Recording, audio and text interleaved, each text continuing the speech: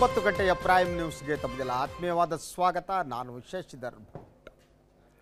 ಇವತ್ತು ಸಹ ಹಲವು ಸುದ್ದಿಗಳೊಂದಿಗೆ ಬಂದಿದ್ದೇನೆ. 4 ಅತಿಥಿಗಳು ನಮ್ಮ ಜೊತೆಗೆ ಇರ್ತಾರೆ. ಪ್ಯಾನಲಲ್ಲಿ ನಾವು ಒಂದೊಂದು ವಿಚಾರವನ್ನು ತೆಗೆದುಕೊಂಡು ಚರ್ಚೆ ಮಾಡ್ತೀವಿ.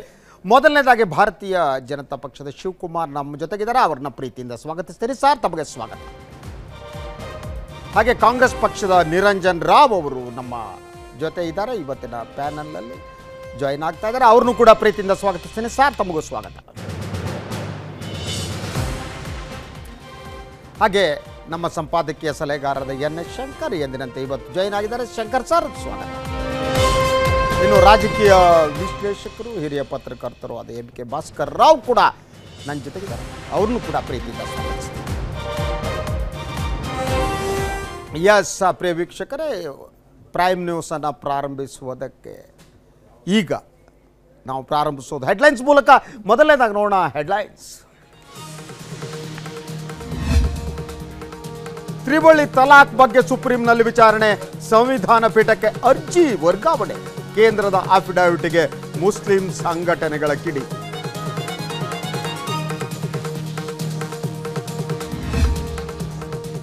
ರಾಜ್ಯಸಭೆ ಕಲಾಪದಲ್ಲಿ ಪ್ರತಿಧ್ವನಿಸಿದ ಸದಸ್ಯರ ಗೈರು ಹಾಜರಿ, ನಟಿ ರೇಖಾ ಸಚಿನ್ ವಿರುದ್ಧ ಸಂಸದರ ಕಿಡಿ, ಸದನಕ್ಕೆ ಬಾರದಿದ್ರೆ ರಾಜೀನಾಮೆ ಕೊಡಿ ಅಂದ್ರು ಅಗರ್ವಾಲ್.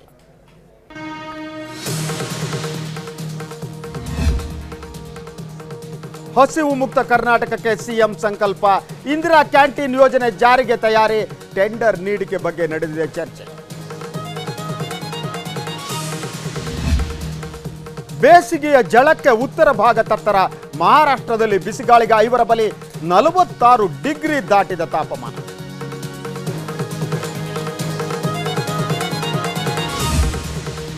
ಕೊಹ್ಲಿ ಕ್ಷಮೆ ಯಾಚಿಸಿದ ಆಸೀಸ್ ಮಾಜಿ ಕ್ರಿಕೆಟಿಗ, ಟ್ವಿಟರ್ನಲ್ಲಿ ಸಾರಿ ಎಂದ ಬ್ರಾಡ್ ಹಾರ್ಟ್, ಆಸ್ಟ್ರೇಲಿಯಾ ಆಟಗಾರರಿಗೆ ಅಶ್ವಿನ್ ಕೊಟ್ರು ಟಾಂಗ್.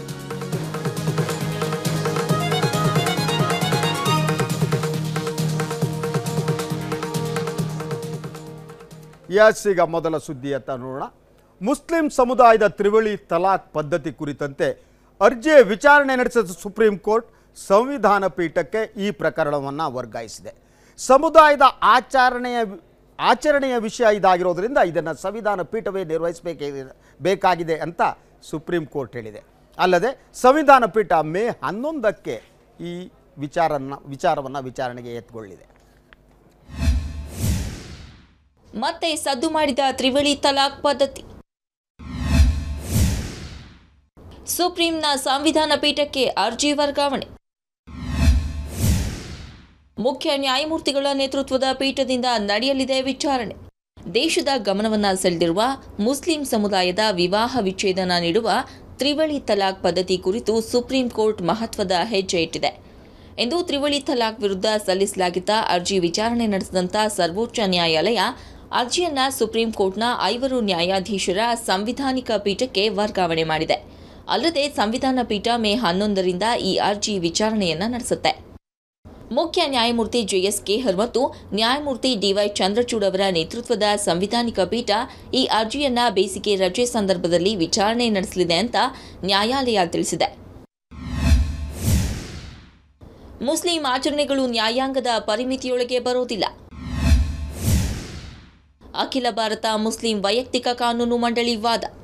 ವಿಚಾರಣೆ ಕುರಿತು ಈಗಾಗಲೇ ಮುಸ್ಲಿಂ ಸಂಘಟನೆಗಳು ವಿರೋಧವನ್ನು ವ್ಯಕ್ತಪಡಿಸಿವೆ. ಅಲ್ಲದೆ ಸಮುದಾಯದಲ್ಲಿ ರೂಢಿಯಲ್ಲಿರೋ ಕೆಲವು ಆಚರಣೆಗಳ ವಿರುದ್ಧ ಸಲ್ಲಿಸಲಾಗಿರೋ ಅರ್ಜಿಗಳು ನ್ಯಾಯಾಂಗದ ಪರಿಮಿತಿಯೊಳಗೆ ಬರೋದಿಲ್ಲ ಅಂತ ಅಖಿಲ ಭಾರತ ಮುಸ್ಲಿಂ ವೈಯಕ್ತಿಕ ಕಾನೂನು ಮಂಡಳಿ ಸುಪ್ರೀಂ ಕೋರ್ಟ್ಗೆ ಮಾರ್ಚ್ 27ರಂದು ತಿಳಿಸಿದೆ. ಈ ವಿಚಾರದಲ್ಲಿ ಕೋರ್ಟ್ ಬೇರೆ ದೇಶಗಳನ್ನು ಅನುಸರಿಸದಂತೆ ಸಲಹೆ ನೀಡಿದೆ. ಜೊತೆಗೆ ಮುಸ್ಲಿಮರು ಅನುಸರಿಸ್ತಾ ಇರುವಂತಹ ಕಾನೂನುಗಳು ಪವಿತ್ರ ಕುರಾನನ್ನ ಆಧರಿಸಿ ರಚಿಸಲ್ಪಟ್ಟಿವೆ ಅಂತ ಕೋರ್ಟ್ಗೆ ತಿಳಿಸಿದೆ. ಕೇಂದ್ರದ ಅಫಿಡವಿಟ್ಗೆ ಮುಸ್ಲಿಂ ಸಂಘಟನೆಗಳ ಕಿಡಿ. ಇನ್ನು ಕೇಂದ್ರ ಸರ್ಕಾರ ಲಿಂಗ ತಾರತಮ್ಯ, ತ್ರಿವಳಿ ತಲಾಕ್ ಕುರಿತ ನಿಲುವಿಗೆ ಮುಸ್ಲಿಂ ಸಂಘಟನೆಗಳು ಕಿಡಿಕಾರಿವೆ.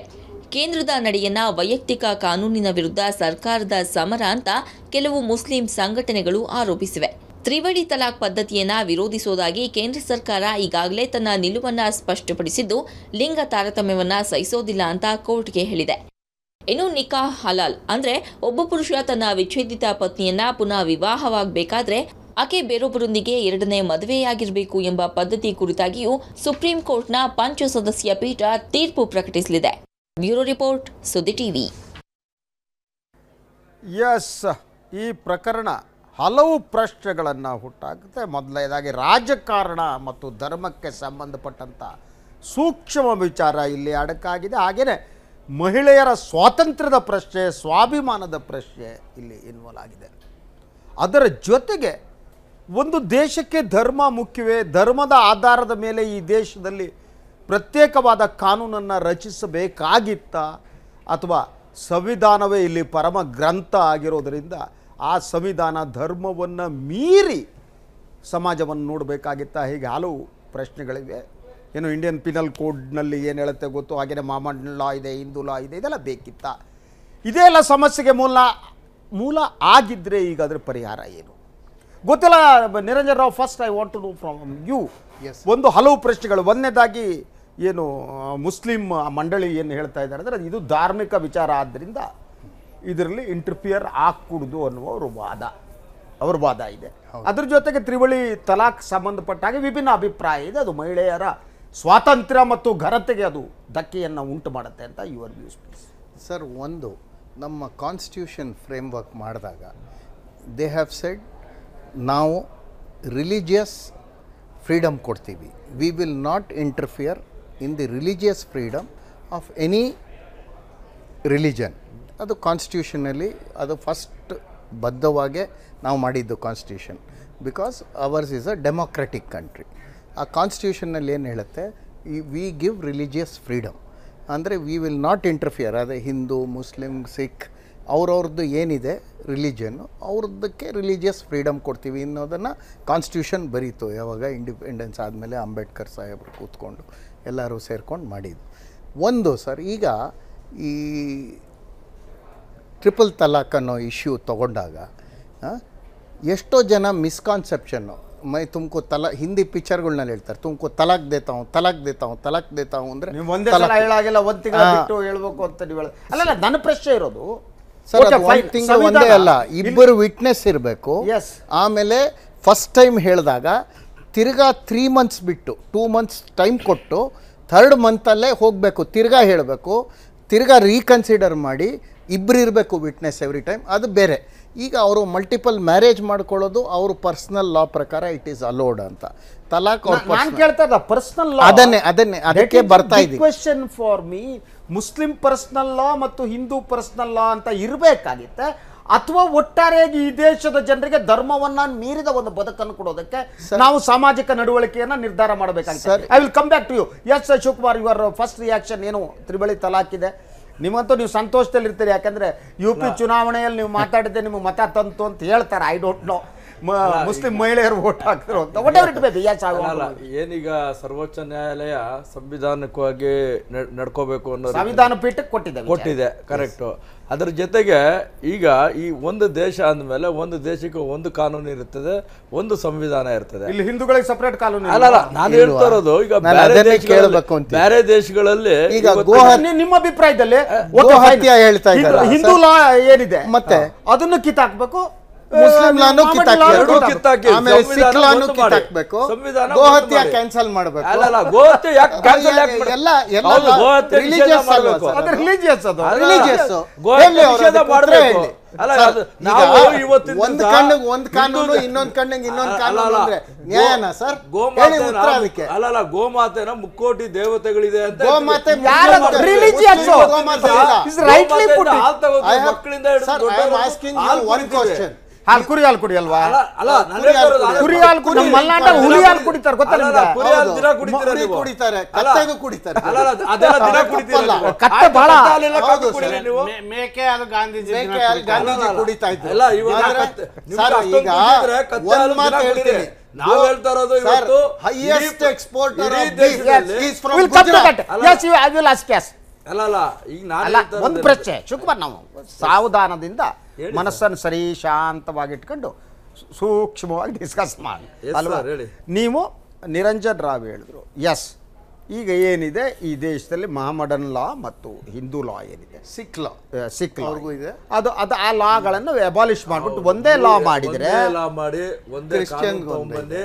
ಆವಾಗ ನೀವು ರಿಲಿಜನ್ ಆಧಾರದ ಮೇಲೆ ಮಾಡಿರುವ ಎಲ್ಲ ಕಾನೂನುಗಳು ಹೋಗ್ಬೇಕಾಗತ್ತೆ, ಇನ್ಕ್ಲೂಡಿಂಗ್ ಗೋಹತ್ಯೆ ಅಂತ. ದೇಶದ ಮಾನವೀಯತೆ ದೃಷ್ಟಿಯಿಂದ ಸಾಮಾಜಿಕ Yes, Bhaskar, you are correct. ಏನಾಗಬೇಕು ಅದನ್ನ ಮಾಡಿ. Yes, yes. ಇವತ್ತು ತ್ರಿವಳಿ ತಲಾಕ್ ಕೊಟ್ಟಿದ ತಕ್ಷಣ ಕೊಡಂಗಿಲ್ಲ. ಕೊಡಂಗಿಲ್ಲ. ನೀವು ಅರ್ಥ ಮಾಡ್ಕೊಂಡಿಲ್ಲ ಅದನ್ನ. ಅಲ್ಲ, ಅರ್ಥ ಮಾಡ್ಕೊಂಡಿಲ್ಲ. ಆಮೇಲೆ 3 ಮದ್ವೆ ಆಗ್ಬೋದು, 4 ಮದ್ವೆನೂ ಆಗ್ಬೋದು. ಅಲ್ಲ, ನೀವ್ ಹೇಳೋದು ಎಷ್ಟು ಬೇಕಾದ್ರೂ ಮಕ್ಕಳು ಹುಟ್ಟಿಸ್ಬೋದು, ನೀವ್ ಹೇಳೋದು. ಅಲ್ಲಿ ನಿಮ್ಗೆ ಬೇಜಾರಾಗುತ್ತೆ. ಅಲ್ಲ, ನಾನು ಬೇಜಾರ್ ಅಂತಲ್ಲ, ನಾನು ಬಿಟ್ಟಿಲ್ಲ ಅಂತ. ನಮಗ್ ಬಿಟ್ಟಿಲ್ಲ ಅಂತ. ಅವಕಾಶ ಇಲ್ಲ. ಅಲ್ಲ, Yes, ಭಾಸ್ಕರ್. ಆ ಮುಸ್ಲಿಂ ಮಹಿಳೆಯರ ನೋವು ಎಷ್ಟಿರ್ತದೆ ಯೋಚನೆ ಮಾಡಿ. Yes, agree. ಅದನ್ನ ನಾನು ಹೇಳ್ತಾ ಇರೋದು. Yes, fine. ನಾನು ಲೈಟರ್ ವೇದಲ್ಲಿ ನಿಮ್ ಸ್ವಲ್ಪ ಕಾಲ ಸಂವಿಧಾನ ಪಿತೃಗಳು ಇಷ್ಟೆಲ್ಲ ಅನಾಹುತಕ್ಕೆ ಭಾರತ ಹೋಗ್ತದೆ ಹೇಳಿ ತಿಳ್ಕೊಂಡಿರ್ಲಿಲ್ಲ ಕಾಣುತ್ತೆ. ಇಲ್ಲದೆ ಇದ್ದಿದ್ರೆ ಇದನ್ನ ಜಾತ್ಯತೀತ ಧರ್ಮಾತೀತ ರಾಜ್ಯ ಅಂತೇಳಿ ದೇಶ ಅಂಥೇಳಿ ಘೋಷಣೆ ಮಾಡಬೇಕಿತ್ತು. ಈಗ ನಮಗೆ ಯಾವ ಧರ್ಮದಿಂದನೂ ಉದ್ಧಾರ ಸಾಧ್ಯ ಇಲ್ಲ ಹೇಳೋಂಥ ಸ್ಥಿತಿಗೆ ಇವತ್ತು ಜಗತ್ತೇ ಬಂದ್ಬಿಟ್ಟಿದೆ. ಭಾರತ ಅಂತಲೇ ಅಲ್ಲ, ಜಗತ್ತೇ ಬಂದ್ಬಿಟ್ಟಿದೆ. ಜಗತ್ತಿನ ಯಾವುದೇ ಎಲ್ಲೇ ಒಂದು ಧರ್ಮಾಧಾರಿತವಾದಂಥ ರಾಜಕೀಯ ಚಟುವಟಿಕೆಗಳನ್ನು ನಾವು ಎಲ್ಲೆಲ್ಲಿ ನೋಡ್ತೇವೋ ಅಲ್ಲೆಲ್ಲ ಒಂದು ಹೊಸ ಪ್ರಶ್ನೆ ಬಂತು Bhaskar. I want to know, ಒಂದು ಈ ಒಂದೊಂದು ಧರ್ಮಕ್ಕೆ ಒಂದೊಂದು ಕಾನೂನು ಇರುವುದನ್ನು ಎತ್ತಾಕ್ಬಿಟ್ಟು ಇಡೀ ದೇಶಕ್ಕೆ ಒಂದೇ ಕಾನೂನು, ಎಲ್ಲರಿಗೂ ನೀವು ಮದುವೆಗೆ ಸಂಬಂಧಪಟ್ಟರು ಒಂದೇ ಕಾನೂನು, ಮಕ್ಕಳಿಗೆ ಸಂಬಂಧಪಟ್ಟರು ಒಂದೇ ಕಾನೂನು, ಒಂದು ಕಾನೂನು ಮಾಡಬೇಕು. ಯಾಕೆ ರಿಲಿಜನ್ ತಪ್ಪಿಲ್ಲ, ಸಾಮಾಜಿಕ ಬದುಕನ್ನ ರಿಲಿಜನ್ ಯಾಕೆ ಡಿಕ್ಟೇಟ್ ಮಾಡಬೇಕು? ವಾಯ್? ಹೌದು, ಬೇಕಾಗಿಲ್ಲ, ಅದು ಬೇಕಾಗಿಲ್ಲ. ಎಲ್ಲದಕ್ಕೂ ಮಾಡಿ, ಎಲ್ಲದ ಎಲ್ಲದಕ್ಕೂ. ಈಗ ಯಾವುದೇ ಒಂದು ಬಿಟ್ಟಿಲ್ಲ. ಅವ್ರ ಫುಡ್ ರೆಸ್ಟ್ರಿಕ್ಟ್ ಮಾಡಬೇಡಿ, ಇದನ್ನ ರೆಸ್ಟ್ರಿಕ್ಷನ್ ಮಾಡಬೇಡಿ, ಮೂವ್ಮೆಂಟ್ ರೆಸ್ಟ್ರಿಕ್ಷನ್ ಮಾಡಬೇಡಿ, ಮ್ಯಾರೇಜ್ ರೆಸ್ಟ್ರಿಕ್ಷನ್ ಮಾಡಬೇಡಿ. ಅಲ್ಲ, ಇನ್ನೇನು ಉಳಿತೇನು ಅದಲ್ಲ. ನೀವು ಆ ರೀತಿಯ ಕನ್ಸೆಷನ್ ಕೊಡಕ್ ಹೋಗೇನೆ ಇವತ್ತಿನ ಪರಿಸ್ಥಿತಿಯನ್ನು ನಾನು ಜಗತ್ತಿನ ಮಾನದಂಡದಿಂದ ಹೇಳ್ತಾ ಇದ್ದೀನಿ. ಅದು ಇರೋ ಸಾಧ್ಯ ಇಲ್ಲ. ಇಲ್ಲಿ ಮುಸ್ಲಿಂ ಪರ್ಸನಲ್ ಬೋರ್ಡ್ ಇರ್ಕೂಡ್ದು ಅಥವಾ ಹಿಂದೂ ಪರ್ಸನಲ್ ಲಾ ಅಂತ ಏನಿದೆ ಅವ್ರದ್ದು, ಹಿಂದೂಗಳ ಕೆಲವು ಆಚರಣೆಗೆ ನಿರ್ದಿಷ್ಟವಾದ ಕೆಲವೊಂದು ಆಚರಣೆ ಧರ್ಮಗಳು ಇದಾವೆ, ಅದು ಕೂಡ ಇರ್ಕೂಡ್ದು. ಇಲ್ಲಿ ಸಿಖ್ರಿಗೆ ಇರೋ ಅಂತ ವಿಶೇಷವಾದ ಇನ್ನೊಂದು ನಂಬಿಕೆ ಇದೆ. ಐ ವಾಂಟ್ ಟು ನೋ, ಸಾರ್ವಜನಿಕವಾಗಿ ಧಾರ್ಮಿಕ ಲಾಂಛನಗಳನ್ನು ಹಾಕೊಂಡು ಬರೋದಿದೆಯಲ್ಲ, ಅದು ಕೂಡ ಡೇಂಜರಸ್. ತಪ್ಪು. ನೀವು ಮೀಸೆ ಇಲ್ದ ಗಡ್ಡ ಇರೋದು, ಗಡ್ಡ ಇಲ್ದೆ ಮೀಸೆ ಇರೋದು, ಹಣೆ ಮೇಲೆ ನಾವು ಶೈವನಾದ್ರೆ ಹಿಂಗೆ, ಇವನು ವೈಷ್ಣವನಾದ್ರೆ ಹಿಂಗೆ, ಜುಟ್ಟು ಇನ್ನೊಂದು, ಅದು ಯಾಕೆ ಬೇಕು? ಬೇಟ, ಇದು ಪೇಟ, ಯಾಕೆ ಬೇಕು? ಎಲ್ಲ ಬೇಡ. ಇವಾಗ ಹಣೆ ಕುಂಕುಮ ಇಟ್ಟಿದ್ವಿ, ಅದು ನನ್ನ ಸಂಪ್ರದಾಯ, ನಾನು ಇಟ್ಟಿದ್ದೀನಿ. ತಪ್ಪೇನಿದೆ ಅದರಲ್ಲಿ? ಅಲ್ಲ, 16,000 ವರ್ಷಗಳಿಂದ ಹಿಂದೂ ಸಂಪ್ರದಾಯ, ನಮ್ಮ ಜೀವನ ಪದ್ಧತಿ. ಅಲ್ಲ, ನೀವು ಪರಂಪರೆ ತಗೊಳ್ಳಿ, ಇತಿಹಾಸ ತಗೊಳ್ಳಿ, ಎಷ್ಟು ಹಳೆ ವರ್ಷ ಸಂಪ್ರದಾಯ ಬಂದಿರೋದು ಅದನ್ನ ಬಿಟ್ಟು ಹೋಗ್ತೀರಾ ನೀವು? ಶಿವಕುಮಾರ್, ಎಲ್ಲಿ ಬರುತ್ತೆ ಅಂದ್ರೆ, ನಿಮಗ್ ಒಂದು 1000 ವರ್ಷದ ಸಂಪ್ರದಾಯ ಇದ್ರೆ ಮುಸ್ಲಿಮಿಗೆ 1000 ವರ್ಷದ ಸಂಪ್ರದಾಯ ಇರುತ್ತೆ, ಸಿಖ್ರಿಗೆ ಒಂದು 1000 ವರ್ಷದ ಸಂಪ್ರದಾಯ ಇರುತ್ತೆ. ಎಲ್ಲರಿಗೂ ಪರಂಪರೆ ಆಗ್ತಾ ಬಂದ್ರೆ, ನೀವು ರಸ್ತೆಯಲ್ಲಿ ಹೋಗ್ಬಿಟ್ರೆ ನಾವು ಒಬ್ಬರ ಮುಖ ಒಬ್ಬರ ನೋಡುವಾಗ ಮಧ್ಯೆ ಜಾತಿ ಕೋಮುಗಳು ಅಡ್ಡಿ ಆಗ್ತವೆ. ನಾನು ಹಿಂದೂ, ನಾನು ಮುಸ್ಲಿಂ, ನಾನು ಸಿಕ್ಕು, ನಾನು ಇಸಾಯಿ, ನಾನು ಇನ್ನೊಬ್ಬನು. ಧಾರ್ಮಿಕ ಲಾಂಛನಗಳಿದ್ರೆ ನೋ ಇಶ್ಯೂ. ನಮ್ಮ ಮುಖ ನೋಡಿದಂತೂ ಗೊತ್ತಾಗಲ್ಲ, ಬಣ್ಣ ಎಲ್ಲ ನಮ್ದು ಒಂದೇನೆ, ರಕ್ತ ಒಂದೇನೆ, ಯಾಕೆ ಬೇಕು ಧಾರ್ಮಿಕ ಲಾಂಛನಗಳು? ಯಶಕ್ಕ ಅಲ್ಲ, ಇಲ್ಲಿ ಇದು ಟ್ರಿಕಿ ಕ್ವಶನ್ ಯಾಕೆ ಅಂತ ಹೇಳಿದ್ರೆ, ನಿಮಗೆ fundamental rights as assured by the constitution ಅದು ಪ್ರೈಮರಿ ಒಂದು. ಇನ್ನೊಂದು ಹ್ಯೂಮನ್ ರೈಟ್ಸ್. ಈಗ ನಾವು ಸರ್ಕಾರ ಧಾರ್ಮಿಕ ನಂಬಿಕೆಗಳಲ್ಲೋ ತ್ಧಾರ್ಮಿಕ ಆಚರಣೆಗಳಲ್ಲೋ ಮೂಗು ತೂರಿಸಬಾರ್ದು ಅಂತ ಹೇಳುವಾಗಲೂ ಕೂಡ ಹ್ಯೂಮನ್ ರೈಟ್ಸ್ ವಯಲೇಷನ್ ಆಗ್ತಿದ್ರೆ ಸರ್ಕಾರ ಬರಲೇಬೇಕಾಗತ್ತೆ. ಸೊ ಆದ್ದರಿಂದ ಇವತ್ತು ತ್ರಿವಳಿ ತಲಾಕ್ ಒಂದೇ ಅಲ್ಲ, ಈ ಎಮ್ಮ ಕೇಳೋದು ಬಹುಪತಿತ್ವದ ವಿರುದ್ಧ ಮತ್ತು ಹಲಾಲ ಅಂತ ಅವ್ರು ಏನು ಸಂಪ್ರದಾಯ ಅಂದರೆ, ಈಗ ನನ್ನ ಹೆಂಡತಿಗೆ ಡೈವರ್ಸ್ ಕೊಟ್ಟಿರ್ತೀನಿ, ಅವಳನ್ನ ನಾನು ತಿರ್ಗಾ ಮದುವೆ ಆಗಬೇಕಾದ್ರೆ ಅವಳು ಅಟ್ಲೀಸ್ಟ್ ಒಂದು ದಿನದ ಮಟ್ಟಿಗೆ ಇನ್ನೊಬ್ಬನ ಮದುವೆ ಆಗಿ ನನ್ನ ಮದುವೆ ಆಗ್ಬೋದು. ಇದೆ ಚಂದ್ರಗಿರಿಯ ತೀರದಲ್ಲಿ ನಮ್ಮ ಸಾರಾ ಅಬೂಬಕರ್ ಅವ್ರ ಫೇಮಸ್ ಕಾದಂಬರಿ ಥೀಮ್ ಅದೇನೆ. ಸೊ ಈ ಕಾನ್ಫ್ಲಿಕ್ಟ್ ಏನಿದೆಯಲ್ಲ, ಈಗ ಶಾಬಾನು ಕೇಸ್, ಆಮೇಲೆ ಈ ಇದೆಯಲ್ಲ, ಇದೇನು ಈ ಮುಸ್ಲಿಂ ಪರ್ಸನಲ್ ಬೋರ್ಡ್ ಏನು ಹೇಳ್ತಿದೆಯಲ್ಲ, ಅದು ಏನು ಡಿವೈನ್ ಲಾ ಏನಲ್ಲ, ಕುರಾನ್ ಹೇಳಿದೆ ಅಂತಲ್ಲ. ಈಗ Muslim dominated countries, Iran, Tunisia, ಇವನ್ ಪಾಕಿಸ್ತಾನದಲ್ಲಿ, ಇಂಡೋನೇಷಿಯಾ, ಇವರು ತ್ರಿವಳಿ ತಲಾಕ್ನ ರೆಕಗ್ನೈಸ್ ಮಾಡಲ್ಲ. ಈವನ್ ಪಾಕಿಸ್ತಾನದಲ್ಲಿ ನೀವು ತಲಾಕ್ ಹೇಳಾದ್ಮೇಲೆ ಮ್ಯಾಂಡೇಟರಿ ಆರ್ಬಿಟ್ರೇಷನ್ ಇದೆ, ಅದು ಮತ್ತೆ ಹೋಗಿ ಪೂರ್ತಿ ವಿಚಾರಣೆ ಆದ್ಮೇಲೆ ಅದು ಸಿಂಧು ಆಗತ್ತೆ, ಇಲ್ದಿದ್ರಿಲ್ಲ. ಜಸ್ಟ್ ಲೈಕ್ ಡೈವರ್ಸ್ ಕೇಸ್ ಆ ಥರ ನಡೆಯುತ್ತೆ. ಸೊ ಅವರೆಲ್ಲ ಅಡಾಪ್ಟ್ ಮಾಡಿರುವಾಗ ನಮ್ಮಲ್ಲಿ ಯಾಕೆ ಕಷ್ಟ ಆಗಬೇಕು? ಅಲ್ಲ, ನಮ್ಮಲ್ಲೂ ಇದೆ ಸರ್, ಅದು ತಲಾಕ್ ಡೈರೆಕ್ಟ್ ಆಗಿ ಕೊಡೋದಿಲ್ಲ.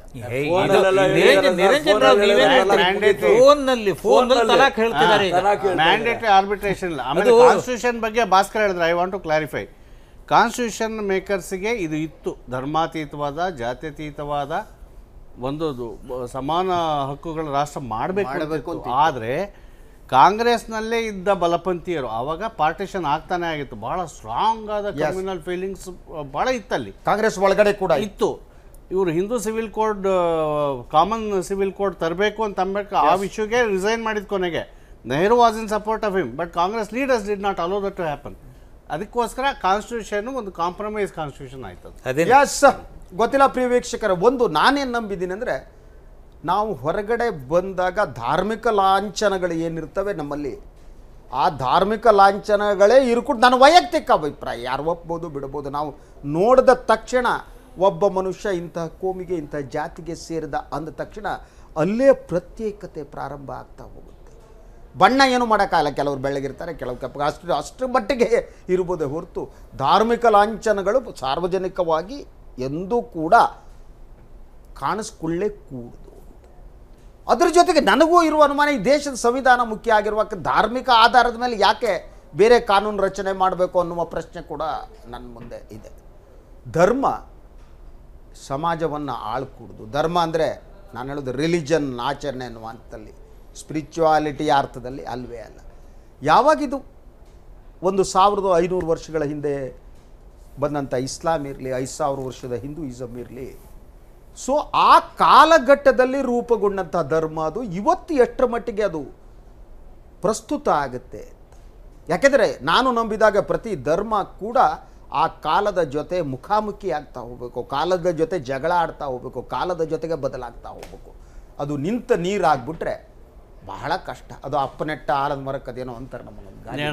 ನಾನು ಒಂದು ಪಾಯಿಂಟ್ ಹೇಳ್ಬೇಕು ಸರ್. Yes please. ಸಿ, ನಮ್ಮ ನೆಕ್ಸ್ಟ್ ಜನ್ರೇಷನ್ ಯೂತ್ಸು, ನಾವು ಇಂಡಿಯಾನ, ನಾವು ಭಾರತ ದೇಶನ ಸ್ಟ್ರಾಂಗ್ ಮಾಡಬೇಕು. ನಾವು actually we have to go for an young India, one India and strong India, above religion, above community, above caste, above creed. ಅದನ್ನು ನಮ್ಮ ಯೂತ್ಸ್ ಈಗ ಹೋಗ್ತಾ ಇದ್ದಾರೆ. I T sector specially, I mean I T man, ಅವ್ರು ಅರ್ಥ ಮಾಡ್ಕೋಬೇಕು. ಜಾತೀಯತೆ ಮತ್ತು ಕೋಮುವಾದ ಈಗ ಆಚರಣೆಯ ಹಂತದಿಂದ ಸರ್ ಮಾನಸಿಕ ಹಂತಕ್ಕೆ ಬಂದ್ಬಿಟ್ಟಿದೆ. ಹೌದು, ಇದು ಮಾನಸಿಕ ಹಂತ ಬಹಳ ಅಪಾಯಕ. ಮೊದಲು ಆಚರಣೆ ಹಂತಲ್ಲಿತ್ತು, ಆಚರಣೆ ಮಾಡಬೇಕಾದ್ರೆ ಅವು ಜಾತಿ ಬಟ್ಟೆ ಮಾನಸಿಕ ಹಂತಕ್ಕೆ ಬಂದ್ಬಿಟ್ಟಿದೆ. ಏನು ಮಾಡೋಕ್ಕಾಗಲ್ಲ. ಮುಂದಿನ ಸುದ್ದಿ ಅಂತ ನೋಡೋಣ. ಪ್ರಧಾನಿ ನರೇಂದ್ರ ಮೋದಿ ನಾಳೆ ದಕ್ಷಿಣ ಭಾರತದ ಬಿಜೆಪಿ ಸಂಸದರ ಜೊತೆ ಸಭೆ ನಡೆಸಲಿದ್ದಾರೆ. ನಾಳೆ ಬೆಳಗ್ಗೆ ಪ್ರಧಾನಿ ನಿವಾಸದಲ್ಲಿ ಬಿಜೆಪಿ ರಾಷ್ಟ್ರೀಯ ಅಧ್ಯಕ್ಷ ಅಮಿತ್ ಶಾ ನೇತೃತ್ವದಲ್ಲಿ ಈ ಉಪಹಾರ ಸಭೆ ನಡೆಯಲಿದೆ. ಕರ್ನಾಟಕ, ಕೇರಳ, ತಮಿಳುನಾಡು, ಆಂಧ್ರ ಪ್ರದೇಶ, ತೆಲಂಗಾಣ ರಾಜ್ಯದ ಬಿಜೆಪಿ ಸಂಸದರು ಈ ಸಭೆಯಲ್ಲಿ ಭಾಗಿಯಾಗಲಿದ್ದಾರೆ. ಸಭೆಯಲ್ಲಿ ಆಯಾ ರಾಜ್ಯಗಳ ರಾಜಕೀಯ ಪರಿಸ್ಥಿತಿ, ರಾಜ್ಯಗಳಲ್ಲಿ ಕೇಂದ್ರದ ಅನುದಾನದ ಬಳಕೆ ಹಾಗೂ ಪಕ್ಷ ಬಲವರ್ಧನೆಗೆ ಹಲವು ವಿಷಯಗಳು ಪ್ರಸ್ತಾಪವಾಗಲಿವೆ. ವಿಶೇಷವಾಗಿ ರಾಜ್ಯದ ಬಿಜೆಪಿ ಸಂಸದರ ಜೊತೆ ಪ್ರಧಾನಿ ನರೇಂದ್ರ ಮೋದಿ ಪ್ರತ್ಯೇಕ ಮಾತುಕತೆ ನಡೆಸಲಿದ್ದಾರೆ. ಮುಂದಿನ ವಿಧಾನಸಭಾ ಚುನಾವಣೆಗೆ ಸಂಸದರಿಂದ ರೂಪುರೇಷೆ, ಸಲಹೆ ಎಲ್ಲವನ್ನೂ ಪಡೆಯಲಿದ್ದಾರೆ ನರೇಂದ್ರ ಮೋದಿ. ಜೊತೆಗೆ ಮತ್ತೊಬ್ಬ ಸಂಸದರಿಗೆ ಕೇಂದ್ರ ಸಚಿವ ಸ್ಥಾನಮಾನ ನೀಡುವ ಬಗ್ಗೆಯೂ ಇಲ್ಲಿ ಚರ್ಚೆ ನಡೆಯುವ ಸಾಧ್ಯತೆ ಇದೆ. ಸನ್ಮಾನ್ಯ ಪ್ರಧಾನಮಂತ್ರಿಗಳು ಮತ್ತು ಬಿಜೆಪಿಯ ರಾಷ್ಟ್ರೀಯ ಅಧ್ಯಕ್ಷರ ನೇತೃತ್ವದಲ್ಲಿ ಬಿಜೆಪಿ ಸಂಸತ್ ಸದಸ್ಯರ ಒಂದು ಸಭೆ 5 ತಂಡಗಳಲ್ಲಿ ಪ್ರಧಾನಮಂತ್ರಿಗಳ ನಿವಾಸವಾದ 7 ಲೋಕ ಕಲ್ಯಾಣ ಮಾರ್ಗದಲ್ಲಿ ನಡೀತಾ ಇದೆ. ನಾಳೆ ಕರ್ನಾಟಕದ ಜೊತೆಯಲ್ಲಿ ಒಡಿಶಾ, ಜಾರ್ಖಂಡ್ ಮತ್ತಿತರ ದಕ್ಷಿಣದ ರಾಜ್ಯದ ಸಂಸತ್ ಸದಸ್ಯರು ಈ ಸಭೆಯಲ್ಲಿ ಪಾಲ್ಗೊಳ್ಳಲಿದ್ದಾರೆ. ಬೆಳಗ್ಗೆ 9 ರಿಂದ 10 ಗಂಟೆ ತನಕ ನಡೆಯುವಂಥ ಈ ಉಪಹಾರ ಸಭೆಯಲ್ಲಿ ದೇಶದ ಸ್ಥಿತಿಗತಿ ಮತ್ತು ಆಯಾ ರಾಜ್ಯದ ಸಮಸ್ಯೆಗಳ ಬಗ್ಗೆ, ಈ ಎಲ್ಲ ಸಂಗತಿಗಳ ಬಗ್ಗೆ ಬಹಳ ಮುಕ್ತವಾದಂಥ ಚರ್ಚೆ ನಡೀತದೆ. ಇದೊಂದು ಅನೌಪಚಾರಿಕವಾದಂಥ ಸಭೆ. ಸರ್ಕಾರ ಮತ್ತು ಸಂಸತ್ ಸದಸ್ಯರ ಮಧ್ಯೆ ಒಂದು ನೇರವಾದಂಥ ಸಂವಾದ ಇರಬೇಕು ಅನ್ನುವಂಥ ಉದ್ದೇಶದಿಂದ ಕಳೆದ 3 ವರ್ಷದಿಂದ ಈ ರೀತಿಯ ಅನೌಪಚಾರಿಕ ಭೇಟಿಗಳನ್ನು ನಾವು ಮಾಡ್ತಾ ಇದ್ದೇವೆ. ಇದರಿಂದ ನಮ್ಮ ಎಲ್ಲ ಸಂಸತ್ ಸದಸ್ಯರು ಅವರಿಗೆ ಒಂದು ದೊಡ್ಡ ಅವಕಾಶ ತಮ್ಮ ಭಾವನೆಗಳನ್ನು ವ್ಯಕ್ತಪಡಿಸಲಿಕ್ಕೆ ಸಿಕ್ಕ. ಎಸ್, ಪ್ರಧಾನಿಗಳು ಒಂದೊಂದು ರಾಜ್ಯದ ಒಂದೊಂದು ಪ್ರದೇಶದ ಸಂಸದರ ಜೊತೆ ಚರ್ಚೆ ನಡೆಸೋದಿದೆಯಲ್ಲ, ಅದು ಬಹಳ ಮುಖ್ಯ ಅಂತ ನಂಬಿದ್ದೇನೆ. ಅದು ಸ್ವಾಗತಾರ್ಹ ಕೂಡ. ಆದರೆ ಏನು ಚರ್ಚೆ ಮಾಡ್ತಾರೆ ಅಂದರೆ ಪಕ್ಷವನ್ನು ಬಲಪಡಿಸುವ ಬಗ್ಗೆ, ಚುನಾವಣೆಯಲ್ಲಿ ಗೆಲ್ಲುವುದರ ಬಗ್ಗೆ ಮಾತ್ರ ಚರ್ಚೆ ನಡೆಸ್ತಾರೆ. ಆದರೆ ಕರ್ನಾಟಕ ಸಂಬಂಧಪಟ್ಟ ಹಾಗೆ ಮಹದಾಯಿಯ ಸಮಸ್ಯೆ ಬಗ್ಗೆ ಚರ್ಚೆ ಮಾಡ್ತಾರೆ. ಎಸ್ ಶಿವಕುಮಾರ್, ಎಸ್ ನೀವು ಚರ್ಚೆ ಮಾಡಿ. ಹ್ಯಾಪಿ ಪ್ರಧಾನಿ ಮಾಡ್ತಾರೆ, ನನಗೆ ಭಾಳ ಖುಷಿ ಕೊಡ್ತಾ ಇದೆ ಕರ್ನಾಟಕದ ಎಂ ಪಿ. ಆದರೆ ಈ ಸಭೆಯಲ್ಲಿ ಒಂದು ನಿಮಿಷ ಸರ್, ಈ ಸಭೆಯಲ್ಲಿ ಕರ್ನಾಟಕಕ್ಕೆ ಏನು 6.5 ಕೋಟಿ ಕನ್ನಡಿಗರಿದ್ದಾರೆ, ಅವರಿಗೆ ಸಂಬಂಧಪಟ್ಟ ಯಾವ ವಿಚಾರಗಳು ಈ ಸಭೆಯಲ್ಲಿ ಚರ್ಚೆ ನಡೀತವೆ ಅನ್ನೋದು ತಾವು ತಿಳಿಸಿದ್ರೆ ಸಂತೋಷ ಆಗುತ್ತೆ. ಖಂಡಿತ. ಏನು ರಾಜ್ಯದ ಸಂಸದರಿಗೆ ಇದೊಂದು ಒಳ್ಳೆಯ ಅವಕಾಶ. ಕರ್ನಾಟಕದ ರಾಜಕೀಯ ಮತ್ತು ಚುನಾವಣೆದು ಒಂದು ಭಾಗ ಆದರೆ ಇನ್ನೊಂದು ಭಾಗ ಕರ್ನಾಟಕಕ್ಕೆ ಸಂಬಂಧಪಟ್ಟಂತ ಮಹದಾಯಿ ಯೋಜನೆ ಇರ್ಬೋದು, ಕಾವೇರಿ ಸಮಸ್ಯೆ ಇರ್ಬೋದು, ಜೊತೆಗೆ ಅನುದಾನಗಳು ಇರ್ಬೋದು. ಯಾಕೆಂದ್ರೆ ಯಾವ್ಯಾವ ರೀತಿ ನಮ್ಗೆ ಅನುದಾನಗಳು ಅಲ್ಲ, ಇಲ್ಲಿ ಈ ವರದಿ ಪ್ರಕಾರ ಅನಂತಕುಮಾರ್ ಹೇಳಿದ ಪ್ರಕಾರ ಏನು ಅನುದಾನ ಕೊಟ್ಟಿದ್ದು ಹೇಗೆ ವೆಚ್ಚ ಆಗಿದೆ ಅನ್ನೋ ವಿವರ ಪಡ್ಕೊಳ್ತೀನಿ ಅಂತ. ಕರೆಕ್ಟ್ ಅಕೌಂಟಬಿಲಿಟಿ ಇರಬೇಕಲ್ಲ ಸರ್. ಇಲ್ಲ ಅಂತ ಹೇಳಿಲ್ಲ, ಬಟ್ ಆದ್ರೆ ಅವ್ರು ಹೇಳಿದ ಪ್ರಕಾರ ಕರ್ನಾಟಕ ಎದುರಿಸುತ್ತಿರುವ ಜ್ವಲಂತ ಸಮಸ್ಯೆಗಳಿವೆ. ಬರಗಾಲ ಇದೆ, ಬರ ಪರಿಸ್ಥಿತಿ, ಏನು ಕೇಂದ್ರ ಸರ್ಕಾರ ಎಷ್ಟು ಆಶ್ವಾಸನೆ ಕೊಟ್ಟಿತ್ತೋ ಅಷ್ಟು ಹಣ ಬಂದಿಲ್ಲ ಅಲ್ವಾ. ಮಹದಾಯಿ ಯೋಜನೆ ಉತ್ತರ ಕರ್ನಾಟಕದ ಜನರಿಗೆ ಕುಡಿಯುವ ನೀರು ಕೊಡುವ ಯೋಜನೆಯನ್ನೇ ನಮಗೆ ಅನುಷ್ಠಾನಗೊಳಿಸಕ್ಕೆ ಸಾಧ್ಯ ಆಗ್ತಾ ಇಲ್ಲ. ಇದು ಯಾವುದೋ ಪಕ್ಷಕ್ಕೆ ಸಂಬಂಧಪಟ್ಟ ವಿಚಾರ. ಪ್ರಧಾನಮಂತ್ರಿಗಳಿಗೆ ಕನ್ವಿನ್ಸ್ ಮಾಡ್ಬೇಕೀಗ ಇವರು ಅದನ್ನ ಮಹದಾಯಿ ಯೋಜನೆ ಇರ್ಬೋದು, ಕಾವೇರಿ ಅದು ಆಗತ್ತೆ ಅಂತ ಮಾತಾಡಿಲ್ಲ, ಈಗ ಶುರು ಮಾಡ್ತಾರ. ಅಲ್ಲ ರೈ, ಈಗ ಒಂದು ಒಳ್ಳೆ ಅವಕಾಶ ಸಿಕ್ಕಿದೆ ಇವತ್ತಿನ ದಿವಸ. ಅವಕಾಶ ಇರಲಿಲ್ಲ. ಅಲ್ಲ, ಸಂಸದರಿಗೆ ಕುತ್ಕೊಂಡು ಚರ್ಚೆ ಮಾಡೋ ಅವಕಾಶ ಐತಿ ಅಲ್ಲ, ಇಲ್ಲಿ ಹೇಳಬೇಕು ಅಂತ ನನಗೇನೋ ವಿಶ್ವಾಸ ಇದೆ. ಖಂಡಿತ ವಿಶ್ವಾಸ ಇದೆ. ಅವ್ರು ಮಾಡ್ಲೇಬೇಕು, ರಾಜ್ಯದ ಹಿತದೃಷ್ಟಿಯಿಂದ ಮಾಡಬೇಕು. ಸರ್, ನಾನು ಹೇಳೋದಿಷ್ಟೇ, ಹತ್ಕೊಂಡು ಉರಿತಾ ಇರುವಾಗ ಮಹದಾಯಿ ಇಶ್ಯೂಗೆ ಪ್ರಧಾನಮಂತ್ರಿಗಳು ಒಂದು ಮೀಟಿಂಗ್ ಕರೀಲಿಲ್ಲ. ನಮ್ಮ ಮುಖ್ಯಮಂತ್ರಿಗಳು 3 ಸತಿ ಟ್ರೈ ಮಾಡಿದ್ರು, 4 ಸತಿ ಟ್ರೈ ಮಾಡಿದ್ರು, ಎಲ್ಲ ಸುಳ್ಳು, ಮಾತಾಡಲಿಲ್ಲ. ಸುಳ್ಳು ಚಾನಲ್ ಅವ್ರಿಗೆ ಗೊತ್ತು, ಜನಕ್ಕೆ ಗೊತ್ತಿದೆ. ಈಗ ಇದು RSS ಹೇಳ್ದಂಗಲ್ಲ, ಇದು ತಾವು ನೋಡಿದೀರಾ, ಎಲ್ಲ ಇಲ್ಲ ಅಂತ ಹೇಳ್ಬಿಡಿ.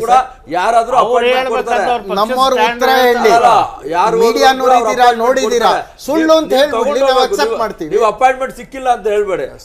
ವೆರಿ ಸಾರಿ, ಮೀಡಿಯಾ ಗೊತ್ತು, ಪಬ್ಲಿಕ್ ಗೊತ್ತು, ಇಂಟೆಲೆಕ್ಚುಯಲ್ಸ್ ಗೊತ್ತು, ಗೊತ್ತಿಲ್ಲದೆ ವಿಷಯ ಅಲ್ಲ. Don't defend the wrong thing. ನಾನು ಕೇಳ್ತಾ ಇರೋದು, ನನ್ನ ಪ್ರಶ್ನೆ ಇಟ್ಟದ ನಾನು ಯಾವ ಕಾರಣಕ್ಕೆ ಕೇಳಿದೆ ಅಂದ್ರೆ, ಹೋಗ್ಲಿ ಈಗ ನಿರಂಜನ್ ರಾವ್, ನನ್ನ ಪ್ರಶ್ನೆ ಇರೋದು, ಇಡೀ ಸಭೆಯ ರೂಪರೇಷೆಗಳನ್ನ ಗಮನಿಸಿದ್ರೆ ಅದು ರಾಜಕೀಯ ಕಾರಣದ ಸಭೆನಾ, ಅದು ಭಾರತೀಯ ಜನತಾ ಪಕ್ಷವನ್ನದ ಬಲವರ್ಧನೆಯ ಬಗ್ಗೆ ಚರ್ಚೆ ನಡೆಸುವ ಸಭೆನಾ, ಅಥವಾ ಈ ರಾಜ್ಯಗಳಿಗೆ ಸಂಬಂಧಪಟ್ಟ ಜ್ವಲಂತ ಸಮಸ್ಯೆಗಳೇನಿವೆ ಅದ್ರ ಬಗ್ಗೆ ಚರ್ಚೆ ನಡೆಸೋದಾಗಿದ್ರೆ ಅವರು ಎಲ್ಲ ಪಾರ್ಟಿ ಕರೀತಾ ಇದ್ರು. ಇದು ಪಾರ್ಟಿ ಬಲವರ್ಧನೆಗಲ್ವಾ? ಇದು ಓನ್ಲಿ ಟು ಸ್ಟ್ರೆಂಥನ್ ರಾಜಕೀಯ ಬಲವರ್ಧನೆ. ನಮ್ಮ ಸಂಸದರು ಈ ಅವಕಾಶ ತಗೊಂಡು ನಮ್ಮ ರಾಜ್ಯದ ಪರಿಸ್ಥಿತಿಯನ್ನು ಕೂಡ ಮನವರಿಕೆ ಮಾಡಬೇಕು, ಮತ್ತೆ ಏನ್ ಸಮಸ್ಯೆಗಳು ಮಾಡ್ತಾರೆ ಅಂತ ಬಗೆಹರಿಸುವಂತ ವಿಶ್ವಾಸ ಇಲ್ಲ. ಇದು this looks basically a political exercise. ಈ ನೆಕ್ಸ್ಟ್ ಇಯರ್ ಎಲೆಕ್ಷನ್ ಬರ್ತಾ ಇದೆ. ಈಗ ತಾನೇ UP ಗೆದ್ದಿದ್ದೀವಿ, ಉತ್ತರಾಖಂಡ ಗೆದ್ದಿದ್ದೀವಿ. So next target Karnataka. ಹಾಗಾಗಿ ಇಲ್ಲಿ ಪಕ್ಷದ ಬಲವರ್ಧನೆ ಅಂತಂದರೆ ಸ್ಟ್ರೆಂಥನ್ ಮಾಡೋದು ಹೆಂಗೆ ಇನ್ ವ್ಯೂ ಆಫ್ ಎಲೆಕ್ಷನ್ಸ್. ಜೊತೆನಲ್ಲಿ ಈಗ ಇನ್ನೊಬ್ರು ಎಲ್ಲ ಯಾರು ಮಂತ್ರಿಗಿರಿ ಕೊಡಬೇಕು, ಇಬ್ರು ಅಂತ ಆ್ಯಕ್ಚುಲಿ ಅದು ಜಾತಿವಾರ್ ಬ್ಯಾಲೆನ್ಸ್ಗೆ, ಅದು ಏರಿಯಾ ವೈಸ್ ಬ್ಯಾಲೆನ್ಸ್ಗೆ ಅಂತ ಇತ್ತು. ಈಗ ಒಬ್ಬರು ಅಂತ ಹೇಳ್ತಾರೆ, ಒಬ್ಬರಾಗುತ್ತೋ ಇಬ್ಬರಾಗುತ್ತೋ ಗೊತ್ತಿಲ್ಲ. ಸೊ ಅದು ಚರ್ಚೆ ಆಗುತ್ತೆ. ಆಮೇಲೆ ಎಲೆಕ್ಷನ್ನಲ್ಲಿ ಏನೇನು ಮಾಡಬೇಕು, ಎಲೆಕ್ಷನ್ನ ಕ್ಯಾಪ್ಚರ್ ಮಾಡೋಕ್ಕೆ ಹೆಂಗೆ ಮಾಡಬೇಕು. ಈಗ ಉತ್ತರ ಪ್ರದೇಶನಲ್ಲಿ 1 ವರ್ಷ ಮುಂಚೆ ಹೋಗಿ ಅವ್ರು ಕೂತ್ಕೊಂಡು ಪ್ರತಿ ಬೂತ್ ಮಟ್ಟದಲ್ಲಿ ಆಯಾ ಕ್ಯಾಸ್ಟ್ ಕಾಂಬಿನೇಷನ್. ಇವತ್ತು 2 ವರ್ಷಗಳ ನಂತರ ಅಮಿತ್ ಶಾ ಗುಜರಾತ್ಗೆ ಹೋಗ್ತಾರೆ. ಅಲ್ಲಿ MLA 2 ವರ್ಷ ಅವ್ರು 2 ವರ್ಷ ಬಿಟ್ಟು ಹೋಗ್ತಾರೆ. ಬಟ್ ಅವರಿಗೆ ಆ ವೈಭವದ ಸ್ವಾಗತ, ಅವ್ರ ಹೆಂಡತಿ ಮಕ್ಕಳು ಕರ್ಕೊಂಡು ಬರ್ತಾರೆ. ಅವರಿಗೆ ಆ ಗುಜರಾತಿ ಪೀಠ ಭಾಳ ಚೆನ್ನಾಗಿರುತ್ತೆ. ಗುಜರಾತಿ ಪೀಠ ಹಾಕ್ಸ್ಕೊಂಡಿದ್ದಾರೆ, ಯಾವತ್ತಾರು ಹಾಕ್ಸ್ಕೊಂಡಿಲ್ಲ. ಗುಜರಾತಿ ಪೀಠ ಹಾಕ್ಸ್ಕೊಂಡಿಲ್ವಾ? ಭಾಳ ಜನ ಈ ದೇಶದಲ್ಲಿ ಹಾಕ್ಸ್ಕೊಂಡಿದ್ದಾರೆ, ಯಾರು ನೀನು ಹಾಕ್ಸ್ಕೊತಾರೆ ಗುಜರಾತಿ ಪೀಠ ಆ ಗುಜರಾತಿ ಪೇಟ ಯಾವ್ದಾದ್ರು ಗುಜರಾತಿಗಳು ಮದುವೆಗೆ ಹೋದ್ರೆ ಹಾಕೋದೇ ಪೇಟ. ಟೋಪಿ ಹಾಕ್ತಾರೆ ಅವ್ರು. ಹೌದು. ಅಲ್ಲ ಸಾಫಾ ಅಂತ ನೋಡಿದ್ದೀನಿ, ಸಾಫಾ ಬರುತ್ತೆ, ಪೇಟ ಯಾವ್ದು ಗೊತ್ತಾಗ. ಅದನ್ನ ಅದೇ ಕಲರ್ಫುಲ್ ಪಗಡಿ. ಸಾಫಾ ಇಸಿ 2 ವರ್ಷದ ನಂತರ ಅಲ್ವಾ, ಅಂದ್ರೆ ಒಂಥರ ಮನೆ ಬಿಟ್ಟು ಓಡೋದ್ ಮಗ ಮನೆಗೆ ರಿಟರ್ನ್ ಬಂದ್ರೆ ಸಂತೋಷ. ಆಗ ಪಾಪ ಈಗ MLA ಆಗಿದ್ದವರು is busy with some other work whatever it may be ಬರ್ತಾರೆ. ಆ ರೀತಿ ವಾತಾವರಣ ಸೃಷ್ಟಿಯಾಗಿದ್ದು ನೀವು ಗಮನಿಸಿದಿರ ಎಲ್ಲ ಗೊತ್ತು, ನೋಡಿದ್ರ? ಎಸ್ ಭಾಸ್ಕರ್, ಇದು ಬೇಸಿಕಲಿ ಇದು ಕರ್ನಾಟಕ ಸಂಸತ್ ಸದಸ್ಯರ ಸಭೆ ಅಂತ ಹೇಳಿ ನಾವು ಸ್ಥೂಲವಾಗಿ ಗ್ರಹಿಸ್ಬೋದು. ಯಾಕೆಂದರೆ ಕೇರಳದಿಂದ ಒಬ್ಬ ರಾಜ್ಯಸಭಾ ಮೆಂಬರ್ ಇದ್ದಾರೆ, ತಮಿಳುನಾಡಿಂದ, ಆಂಧ್ರ ಅಥವಾ ತೆಲಂಗಾಣದಿಂದ ಇಷ್ಟು. ಇಲ್ಲ, ಅದು ಒಂದು ಪಾಯಿಂಟ್ ಹೇಳಬೇಕಾಗಿತ್ತು, ರಾಜ್ಯದ ಸಮಸ್ಯೆಗಳ ಚರ್ಚೆ ಅಲ್ಲಿ ನಡೆಯಲ್ಲ. ಹೇಳಿ ಭಾಸ್ಕರ್. ಆಯಿತಾ? ಹಾಗಾಗಿ ಆ ಒಟ್ಟಾರೆಯಾಗಿ ಈ ದಕ್ಷಿಣ ಭಾರತದ ಸಂಸತ್ ಸದಸ್ಯರ BJP ಸಂಸತ್ ಸದಸ್ಯರ ಸಭೆ ಅಂತ ಹೇಳಿ ಕರೆದ್ರೂ ಕೂಡ ಪ್ರೈಮ್ ಮಿನಿಸ್ಟ್ರು ಅಲ್ಲಿ ಅವರು ಅಡ್ರೆಸ್ ಮಾಡೋದು ಮುಖ್ಯವಾಗಿ ಕರ್ನಾಟಕದ ಸಂಸತ್ ಸದಸ್ಯರನ್ನು. ಲೋಕಸಭೆಗೆ ಆಯ್ಕೆ ಆಗಿರೋ ಗರಿಷ್ಠ ಸದಸ್ಯರು ಏನಿದ್ದಾರೆ ಕರ್ನಾಟಕದಲ್ಲೇ ಇದ್ದಾರೆ, ಅದೇ ಥರ ಅದರ ಅನುಪಾತಕ್ಕನುಗುಣವಾಗಿ ರಾಜ್ಯಸಭೆದಲ್ಲೂ ಇದ್ದಾರೆ. ಸೊ ಸಹಜವಾಗಿ ಕರ್ನಾಟಕದ ಇಶ್ಯೂನ ಕೆಲವು ಸದಸ್ಯರಾದರೂ ಎತ್ತದಿಲ್ಲ ಹೇಳೋದನ್ನು ನಾನು ಒಪ್ಪೋದಿಲ್ಲ. ಪ್ರಸ್ತಾಪ ಮಾಡಲಿಕ್ಕೆ ಅವಕಾಶ ಇರ್ತದೆ, ಮಾಡ್ತಾರೆ. ಅದು ಹೇಗೆ ಅಂತಂದರೆ ವಿಶ್ವಾಸ ಇದೆಯಲ್ಲ, ಪ್ರಸ್ತಾಪ ಭಾಸ್ಕರ್ ಒಂದು ನಿಮಿಷ, 2 ರೀತಿಯ ಅವಕಾಶಗಳಿರ್ತವೆ. ಕೆಲವು ಸಭೆಗಳಲ್ಲಿ ಯಾರು ಸಭೆ ಕರೆದ್ರೋ ಅವರು ಮಾತಾಡ್ತಿರ್ತಾರೆ ಅಲ್ವಾ, ಸಭೆಯಲ್ಲಿ ಕೂತವ್ರು ಕೇಳ್ತಿರ್ತಾರೆ. ಹೌದು, ಆದ್ಮೇಲೆ ಅವ್ರು ಹೇಳ್ತಿರ್ತಾರೆ, ಮತ್ತೆ ಅವ್ರು ಒಪ್ಕೋತಿರ್ತಾರೆ. ಇದು ಒಂದು ರೀತಿ ರಾಜಕೀಯ ಸಭೆಗಳು, ದೊಡ್ಡ ನಾಯಕರ ಸಭೆಗಳೆಲ್ಲ ಹಾಗೆ ನಡೀತವೆ. ಇನ್ನೊಂದು ಏನಾಗುತ್ತೆ ಅಂದರೆ, ಮಾವೋ ಕಾಲದಲ್ಲಿ ಒಂದು ಬಹಳ ಇದು 1000 ಕೆಂಪು ಹೂಗಳು ಅರಳಲಿ ಅಂತ ಹೇಳೋ ಒಂದು ಮಾತು ಇತ್ತು. ಆವಾಗ ಯಾರ್ಯಾರು ತಮ್ಮ ಅಭಿಪ್ರಾಯವನ್ನು ತಿಳಿಸಿದರೆ, ಅಂದರೆ ಮಾವೋ ವಿರುದ್ಧ ಯಾರ್ಯಾರು ಇದ್ದಾರೆ ಅಂತ ಹೇಳೋದು ಗೊತ್ತಾಗ್ತಿತ್ತು ಆ ಮನುಷ್ಯಂಗೆ. ಮುಂದೆ ತಾನೇನು ಕ್ರಮ ತಗೊಳ್ಬೋದು ಅಂತೇಳಿ ಆಯಿತು. ಶಂಕರಿಂದ ನೆನಪಿರಬೇಕು ಚೆನ್ನಾಗಿ, ಅದಾಯ್ತಾ? ಹಾಗೆ ರಾಜ್ಯದ ಸಂಸತ್ ಸದಸ್ಯರಲ್ಲಿ ಯಾವ್ಯಾವ ರೀತಿಯ ಅಭಿಪ್ರಾಯ ಇದೆ ಹೇಳೋದನ್ನು ತಿಳ್ಕೊಳ್ಳೋ ಒಂದು ಸರ್ಕಸ್ ಕೂಡ ಇರ್ಬೋದು ಇದು. ಈಗ ಪ್ರೈಮ್ ಮಿನಿಸ್ಟರ್ಗೆ ಅವ್ರದ್ದೇ ಆದಂಥ ಒಂದು ನೆಟ್ವರ್ಕ್ ಇರ್ತದೆ, ಅದರಿಂದ ಮಾಹಿತಿಗಳೆಲ್ಲ ಇರ್ತದೆ. ಈ ಸಂಸತ್ ಸದಸ್ಯರು ಹೇಳಿ ಅವರಿಗೆ ಗೊತ್ತಾಗಬೇಕಾಗಿದ್ದು ಯಾವುದೂ ಉಳಿದಿರೋದಿಲ್ಲ, ಗೊತ್ತಾಯ್ತಾ? ಆದರೆ ಪ್ರೈಮ್ ಮಿನಿಸ್ಟರ್ ಇಂಥ ಒಂದು ಸಂಸತ್ ಸದಸ್ಯರ ಸಭೆಗಳನ್ನು ನಡೆಸ್ತಿದ್ದಾರೆ ಹೇಳೋ ಒಂದು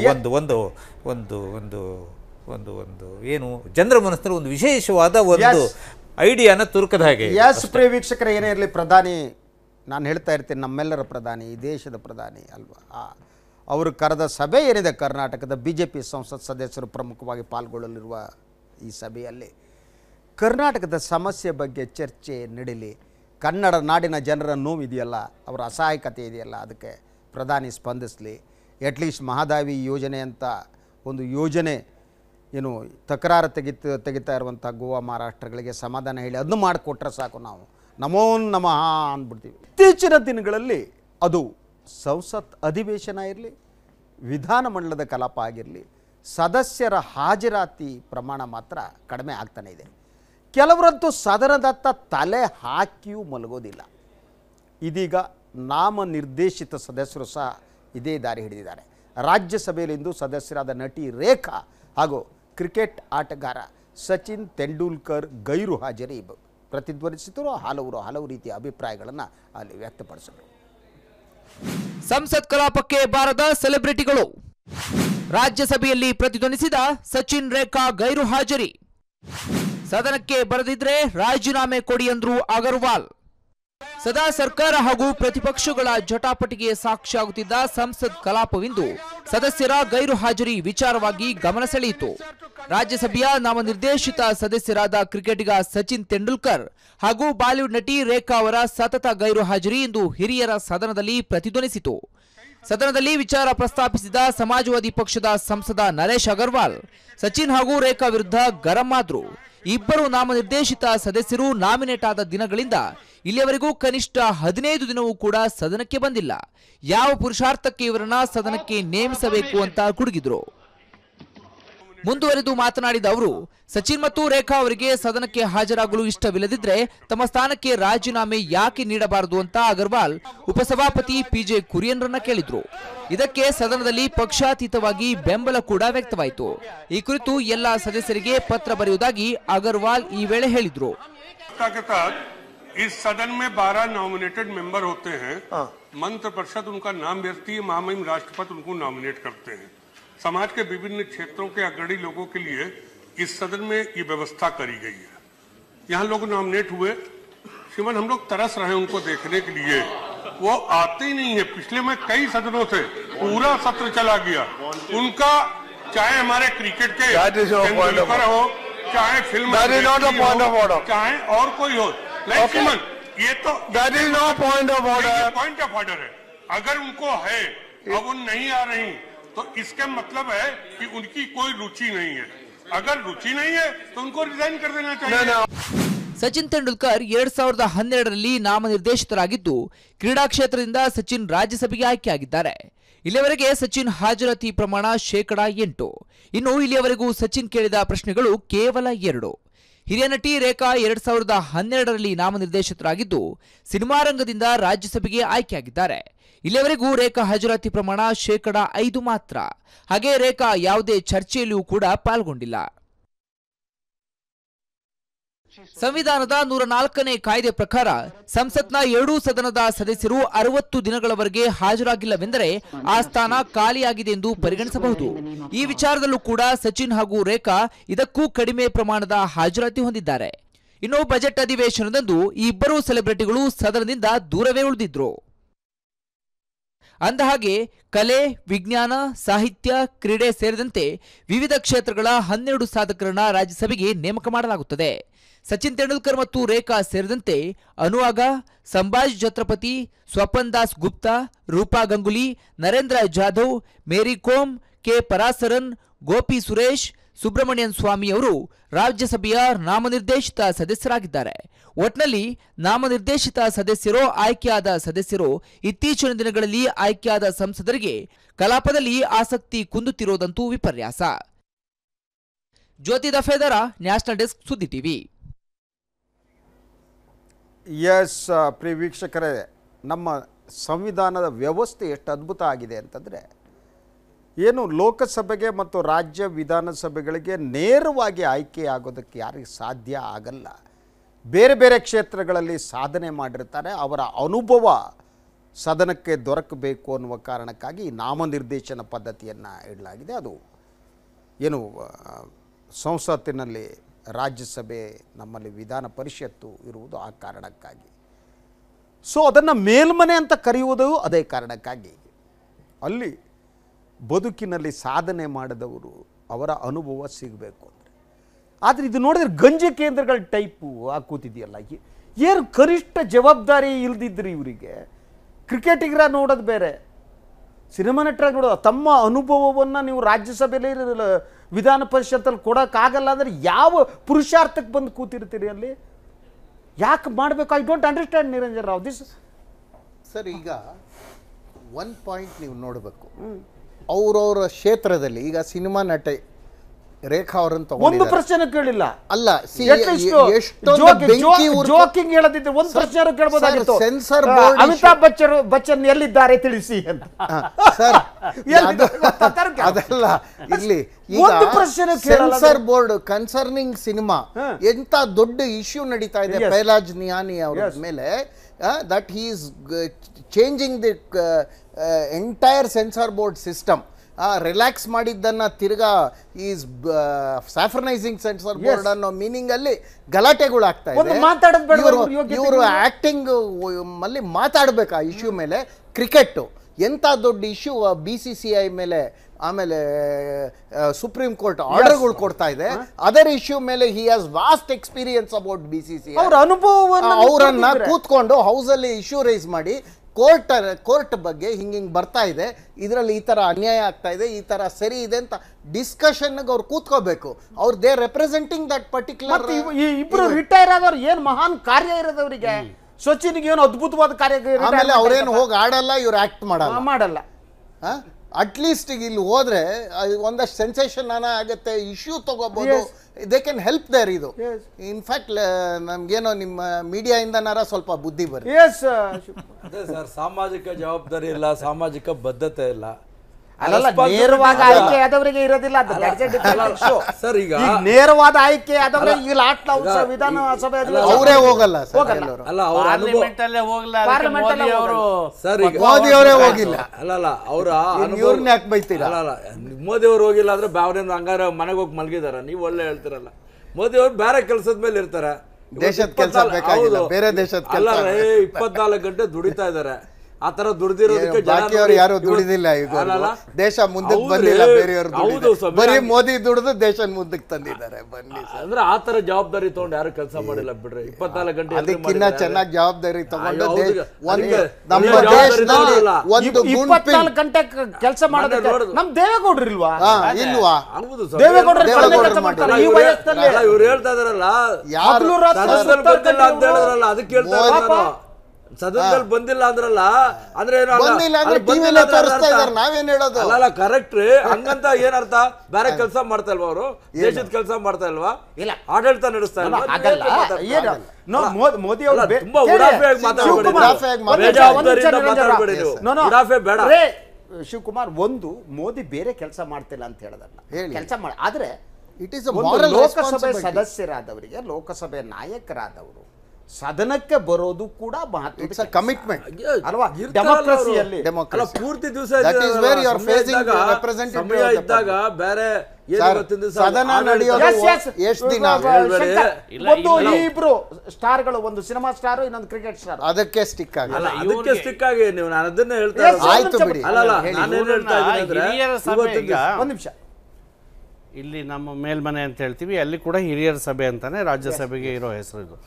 ಇವ್ರು ಬೇರೆ ಬೇರೆ ಕ್ಷೇತ್ರಗಳ ಸಾಧನೆ ಮಾಡೋರನ್ನ ಅಲ್ಲಿ ಕರ್ಕೊಂಬಂದು ಬರೋದು ಬರೀ ಅವ್ರ ಕ್ಷೇತ್ರದ ಸಮಸ್ಯೆಗಳ ಬಗ್ಗೆ ಅವರು ಅಧಿಕಾರಯುತವಾಗಿ ಮಾತಾಡ್ತಾರೆ ಅನ್ನೋದು ಒಂದೇ ಅಲ್ಲ, ಅವರ ವಿಭಿನ್ನವಾದ ಅನುಭವ ಮತ್ತು ವಿವೇಕ ಜನರಲ್ ಆದ ಇಶ್ಯೂಗಳಿಗೂ ಕೂಡ ಡಿಫ್ರೆಂಟ್ ಕಾಂಟ್ರಿಬ್ಯೂಷನ್ ಕೊಡೋದಕ್ಕೆ ಸಾಧ್ಯ ಇದೆ ಅಂತ. ಸೊ ಅವರು ಅರ್ಥಪೂರ್ಣವಾಗಿ ಚರ್ಚೆಗಳಲ್ಲಿ ಭಾಗವಹಿಸೋದ್ರ ಮೂಲಕ ಭಾಳ ಮೀನಿಂಗ್ಫುಲ್ ಕಾಂಟ್ರಿಬ್ಯೂಷನ್ ಮಾಡ್ಬೋದು ಅಂತ.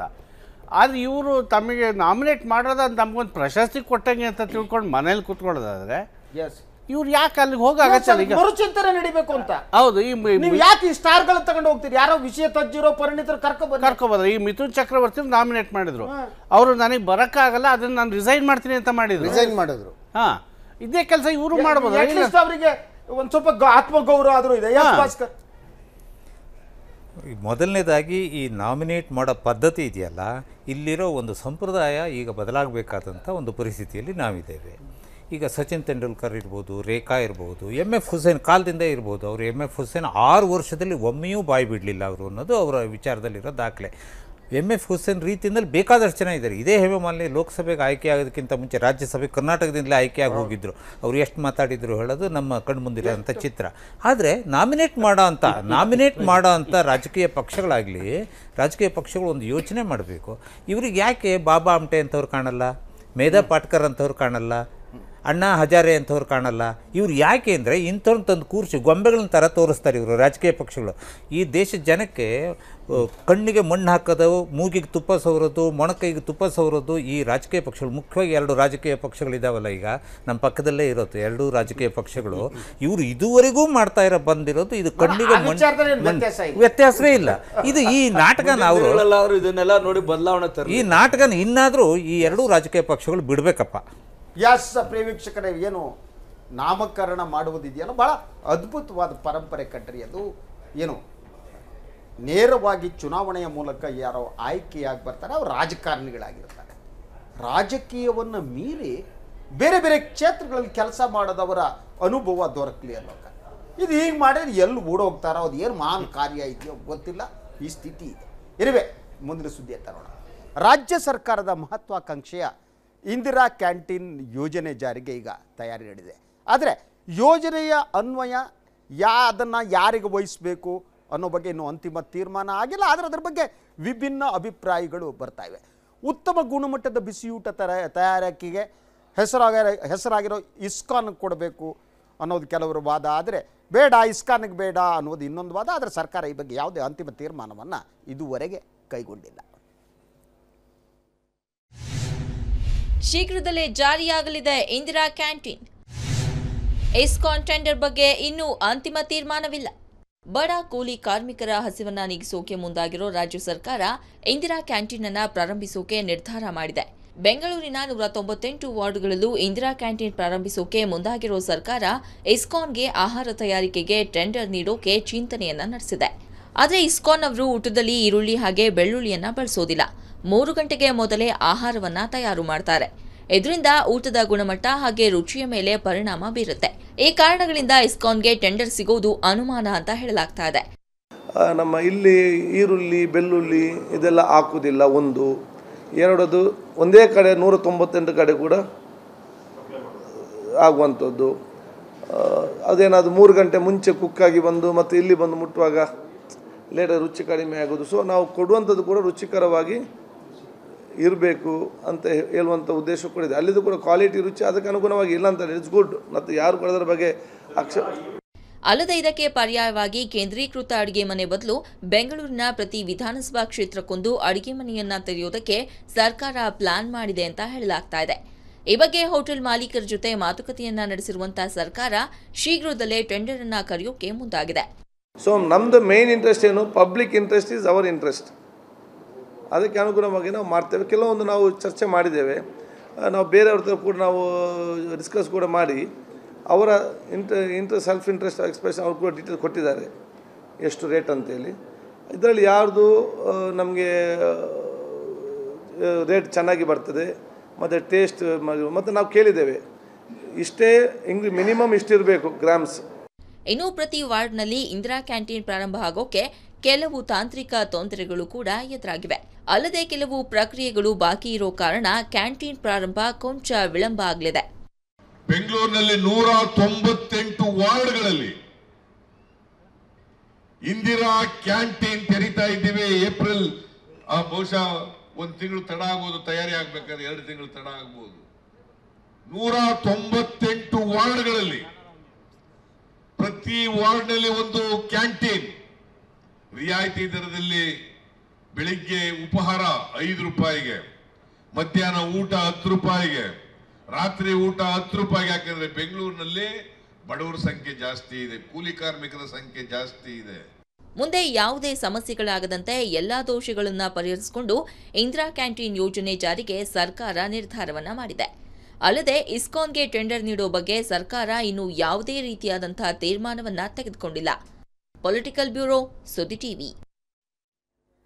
ಎಸ್, ಈ ಯೋಜನೆ ಏನು ಆಹಾರ ಸರಬರಾಜು ಇಸ್ಕಾನ್ಗೆ ಕೊಡಬೇಕು ಕೊಡಕೂಡ್ದು ಅನ್ನೋದಷ್ಟೇ ಈಗ ಇರೋದು. ಕೆಲವ್ರು ಕೊಡಬೇಕು ಅಂತಾರೆ, ಕೆಲವ್ರು ಕೊಡಕೂಡೋದು ಅಂತಾರೆ. ಶಿವಕುಮಾರ್ ಏನು ಅನಿಸುತ್ತೆ, ಇಸ್ಕಾನ್ಗೆ ಕೊಡೋದು ಒಳ್ಳೇದು ಕೊಡೋದು? ಇಸ್ಕಾನ್ಗಾದರೂ ಕೊಡಲಿ. ಯಾಕೆಂದರೆ 3 ಗಂಟೆಗಳು ಮೊದಲೇ ಕೊಟ್ಟರೆ ಕ್ವಾಲಿಟಿ ಬಿಸಿ ಇರೋದಿಲ್ಲ. ಮತ್ತೆ ಕೆಲವು ಐಟಮ್ಗಳು ಅಳಿಸೋಗ್ಬೋದು. ಅಲ್ಲಲ್ಲ, ಈರುಳ್ಳಿ ಬೆಳ್ಳುಳ್ಳಿ ಇಲ್ವಲ್ಲ, ಈರುಳ್ಳಿ ಬೆಳ್ಳುಳ್ಳಿ ಇಲ್ಲ. ಹಾಗಾಗಿ ನನ್ಗನ್ಸುತ್ತೆ ಕೇವಲ ಮಾತು ಬ್ರಾಹ್ಮಣರು ಮಾತ್ರ ಊಟ ಮಾಡ್ತಾರೆ. ಈರುಳ್ಳಿ ಬೆಳ್ಳುಳ್ಳಿ ಇಲ್ಲ ಅಂದ್ರೆ ಮಾತು ಬ್ರಾಹ್ಮಣರಿಗೆ ಬೆಸ್ಟ್ ಏನಂದ್ರೆ ಆಯಾ ಕ್ಯಾಂಟೀನ್ ಎಲ್ಲೂ ಮಾಡ್ತಾರೆ, ಅಲ್ಲೇ ಯಾರ್ಯಾರು ಅಡುಗೆ ಮಾಡಿ ತಯಾರು ಮಾಡಿ ಅಲ್ಲೇ ಸ್ಪಾಟ್ ಅಲ್ಲಿ ಮಾಡಿ. ಈಗ ಬಗ್ಗೆ ಯೋಚನೆ ಮಾಡ್ತದೆ, ಬಿಸಿ ಇರ್ತದೆ. ಅದೇ ರೀತಿ ಇದು ಅನ್ನಭಾಗ್ಯ ತರ ಇದು ಹಳ್ಳ ಹಿಡಿಯೋದು ಬೇಡ, ಒಳ್ಳೆ ರೀತಿಯಲ್ಲಿ ಸರ್. ಇವತ್ತು ಬೆಳಗ್ಗೆ ನೋಡಿದ್ರಲ್ಲ ನೀವು, ಭೀಮಪ್ಪ ಗುಡಾದ ಒಂದು ಆರ್ಟಿ ಗಡಾದು ಭೀಮಪ್ಪ ಗಡ ಒಂದು 23 ಕೋಟಿ ಅವ್ಯವಹಾರ. ಅಲ್ಲ, ಒಂದೇನು ಗೊತ್ತಾ ನಿಮ್ಗೆ, ಅದರಲ್ಲಿ ಒಂದು ನಿಮಿಷ ಕಮ್ಮಿ. ಒಂದು ಯೋಜನೆಯ ಅನುಷ್ಠಾನದಲ್ಲಿ ಇರಬಹುದು, ನಾನು ಇಲ್ಲ ಅಂತ ಹೇಳಲ್ಲ. ಆ ಕಾರಣಕ್ಕೆ ಇಡೀ ಯೋಜನೆಯನ್ನ ತಿರಸ್ಕರಿಸೋದು. ಈಗ ನಾನು ಹೇಳ್ತಾ ಇದ್ದೀನಲ್ಲ, ಬಡವರಿಗೆ ಇಲ್ಲಿ ಕೇಳಿ, ಈ ದೇಶದ ಜನ ಈ ಬ್ಯೂರೋಕ್ರಸಿಯಲ್ಲಿ ಎಂಥ ಕಳ್ಳರು ಸುಳ್ರು ಅಯೋಗ್ಯರು ಇದ್ದಾರೆ ಅಂದ್ರೆ, ನೀವು ಅಧಿಕಾರ ಬಂದ್ರು ಕಾಸು ಹೊಡೆ ನನ್ನ ಮಕ್ಕಳು ಅವ್ರೆ. ಸರ್, ಇವ್ರು ಸೈಕಲ್ ಯೋಜನೆ ಆಗ್ಲಿಲ್ವಾ, ಅದಕ್ಕೆ ಸರ್ಕಾರಕ್ಕೆ ಬೈಯೋದ? ಎಲ್ಲೋ ತಂದ್ರು, ಎಲ್ಲೋ ಹಾಕಿದ್ರು, ಎಲ್ಲೋ ಹೋಯ್ತು. ಸೊ ಅವ್ರು ಹೇಳಿದಾಗೆ ಯೋಜನೆ ಒಳ್ಳೇದು, ಅನುಷ್ಠಾನ ಚೆನ್ನಾಗಬೇಕು. ನಾನು ಐ ಡೋಂಟ್ ಡಿನೈ ಅದನ್ನ ನಾವು ಹೇಳ್ತಾ ಇರೋದು. ಬಟ್ ಆದ್ರೆ ಅದನ್ನ ನೀವು ಎಷ್ಟರ ಮಟ್ಟಿಗೆ ರಾಜಕೀಯ ನಾಯಕತ್ವಕ್ಕೆ ಹೇಳಬೇಕು ಮತ್ತು ಈ ಬ್ಯೂರೋಕ್ರಸಿ ಮತ್ತು ಈ ಸಿಸ್ಟಮ್ ಸರಿಪಡಿಸೋದು ಹೇಗೆ ಅನ್ನೋದು ಬಹಳ ಮುಖ್ಯ ಅಂತ ಅನ್ಸುತ್ತೆ. ಅಲ್ಲಿ ಗಮನಿಸಬೇಕಾಗಿರೋದು quality and quantity, that is very important. ISKCON ಒಂದು ಎಕ್ಸ್ಪೀರಿಯನ್ಸ್ ಇದೆ ಈಗ ಅವರಿಗೆ. ಹೌದು, ಅವ್ರು ಈರುಳ್ಳಿ ಬೆಳ್ಳುಳ್ಳಿ ಪ್ರಶ್ನೆ ಬಿಟ್ಬಿಡಿ. ಅವ್ರದ್ದು ಕಿಚನ್ ಸರ್, ಅವ್ರ ಕಿಚನ್ ಇದೆಯಲ್ಲ, ಇಟ್ಸ್ ಹೈಜಿನಿಕ್ ಅಂಡ್ ಮೆಕನೈಸ್ಡ್. ಅದು ಒಂದು ಪ್ಲಸ್ ಪಾಯಿಂಟ್ ಇದೆ. ಆದರೆ ನೀವು ಹೇಳ್ದಂಗೆನೆ 3 hours ಬಿಫೋರ್ ಮಾಡೋದು, ಒಂದು ಪಾಯಿಂಟಿಂದ ಕಳಿಸೋದು, ಅದು ಒಂಚೂರು ಕ್ವಾಲಿಟಿ ಪ್ರಾಬ್ಲಮ್ ಆಗತ್ತೆ. ಈಗ ಸ್ಕೂಲ್ ಮಕ್ಕಳಿಗೂ ಫುಡ್ ಕಳಿಸ್ತಾರೆ, ಎಷ್ಟೋ ಸತಿ ನಾನು ನೋಡಿದ್ದೀನಿ. ಅದು ವ್ಯಾನ್ ಬಂದು ಸುಮ್ಮನೆ ನಿಂತಿರತ್ತೆ, ಮುಂಚೆನೆ ಬಂದ್ಬಿಡ್ತಾರೆ, ಅನ್ಲೋಡ್ ಮಾಡ್ಕೊಳ್ಳಿ ಅಂತಾರೆ ಕೆಲವು. ಬಟ್ ಬಿಸಿ ಇಡೋದಕ್ಕೆ ಬೇರೆ ಬೇರೆ ಇದೆ ಮೆಥಡ್ಸ್ ಸರ್. ಈಗ ಮನೆಗಳಲ್ಲಿ ಈ US ಅಲ್ಲಿ ಇವತ್ತು ಮಾಡಿದ ಅಡಿಗೆ 3 ದಿನ ಬಿಟ್ಟು ತಿಂತಾರೆ, ಇದರಲ್ಲಿ ಇಡ್ತಾರೆ. ಅದು ಇಬ್ರು ಗಂಡ ಹೆಂಡತಿ ವರ್ಕ್ಗೆ ಹೋಗ್ತಾರೆ. ಇಲ್ಲೂ ಆಗ್ತಾ ಇದೆ ಈಗ. ಎಲ್ಲಿ IT ಸೆಕ್ಟರಲ್ಲೂ ಹಸ್ಬೆಂಡ್ ವೈಫ್ ವರ್ಕ್ ಹೋದ್ಮೇಲೆ ಬಂದ್ಮೇಲೆ ಕೆಲವು ಐಟಮ್ಗಳು ಇಟ್ ಗೆಟ್ಸ್ ರಿಪೀಟೆಡ್. ಆದರೆ ಇವರು ಕ್ವಾಲಿಟಿ ಫುಡ್ ಮಾಡ್ತಾರೆ. 3 hours ಏನೂ ಆಗಲ್ಲ ಸರ್. ಹೋಟ್ಲಲ್ಲೂ 3 ಅವರ್ 4 ಅವರ್ ಬಿಟ್ಟೆ ಕೊಡೋದು. ರೆಡಿ ಇಡ್ಲಿ ನೀವು ಹಿಂದಿನ ದಿವಸ ಸಾಂಬಾರ್ ಕೊಡ್ತಾರೆ ಹೋಟ್ಲ್ಗಳಲ್ಲಿ. ಸರ್ ಒಂದು ಬಿಸಿ ಇನ್ನೊಂದು ಅರ್ಥ ಮಾಡ್ಕೊಳ್ಳಿ. ಇವ್ರು ಹೇಳೋದು ಸಾಂಬಾರ್ ಸರ್, ಇವ್ರು ಹೇಳೋದು 1 ಪಾಯಿಂಟ್ ಅರ್ಥ ಮಾಡ್ಕೊಳ್ಳಿಲ್ಲ. ಈಗ ನಿಮ್ಗೆ ಇಡ್ಲಿ ಬ್ಯಾಟರ್ ಕಳಿಸ್ತಾನೆ, ನೀವು ಅಲ್ಲಿ ಇಡ್ಲಿ ಮೆಷಿನ್ ಇಟ್ಟಿರ್ತಾರೆ, ಅಲ್ಲಿ ಇಡ್ಲಿ ಹಾಕಿ ಕೊಡ್ತಾರೆ, ಫ್ರೆಶ್ ಬರೋದು ನಿಮ್ಗೆ. ಸಾಂಬಾರ್ ಮಾತ್ರ ಪ್ರಿಪೇರ್ಡ್ ಕಳಿಸ್ತಾರೆ, ಅದನ್ನ ಮಾತ್ರ ನೀವು ಕೊಡ್ತೀರಾ.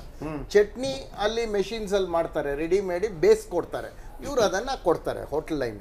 ಆ ತರ ಏನು ಅಷ್ಟು ಹಳೇದ್ ಮಾಡಿದ್ದಾರೆ. ಈಗ ಒಂದು ಈರುಳ್ಳಿ ಬೆಳ್ಳುಳ್ಳಿ ಸಮಸ್ಯೆ ಇದೆ. ಈರುಳ್ಳಿ ಅದು ಒಂದೇ ಸಮಸ್ಯೆ. ಈರುಳ್ಳಿ ಬೆಳ್ಳುಳ್ಳಿ ಹಾಕಿದ್ರೆ ಏನಾಗುತ್ತೆ, ಹಾಕದೇ ಇದ್ರೆ ಏನಾಗುತ್ತೆ, ತಿಂದ್ರೆ ಏನಾಗುತ್ತೆ, ತಿಂದಿದ್ರೆ ಏನಾಗುತ್ತೆ. ಇದು ಧಾರ್ಮಿಕ ವಿಚಾರ. ಹೌದು, ಈರುಳ್ಳಿ ಬೆಳ್ಳುಳ್ಳಿ ಅಲ್ವೇನ್ರಿ? ಹೌದು, ಖಂಡಿತ. ಆದರೆ ಇವತ್ತಿನ ದಿವಸ ನಮ್ಮ ಜನ ತಿಂತಾ ಇರೋದ್ರಲ್ಲಿ ಈರುಳ್ಳಿ ಬೆಳ್ಳುಳ್ಳಿ ಹಾಕಿ ತಿಂದು ರೂಢಿಯಾಗಿ ಇವತ್ತಿನ ದಿವಸ ಈರುಳ್ಳಿ ಬೆಳ್ಳುಳ್ಳಿ ಇಲ್ಲ ತಿಂದು ಅಂದ್ರೆ ಕಷ್ಟ ಆಗುತ್ತೆ. ಇವತ್ತು ಜೈನ್ಸ್ ತಿನ್ನಲ್ಲ, ಬಡವರಲ್ಲ ಜೈನ್ಸ್ ಎಲ್ಲ ತಿನ್ನೋದೆಲ್ಲ ಬಡವರು ತಿನ್ನೋದು. ಯಾಕೆ 25 ರೂಪಾಯಿ ಒಂದಿನ ಕಳೀತಾ ಕಂಡ್ರೆ? ಹೌದು, 10 ರೂಪಾಯಿ ಯಾಕೆ 25 ರೂಪಾಯಿ ಒಂದಿನ ಬಡವರು ಮಾತ್ರ ತಿಂತಾರೆ. ಈಗ 25 ರೂಪಾಯಿ ಒಂದು ದಿವಸ ಕಳೀತದೆ ಅಂದ್ರೆ ನಾನು ಹೋಗ್ತೀನಿ.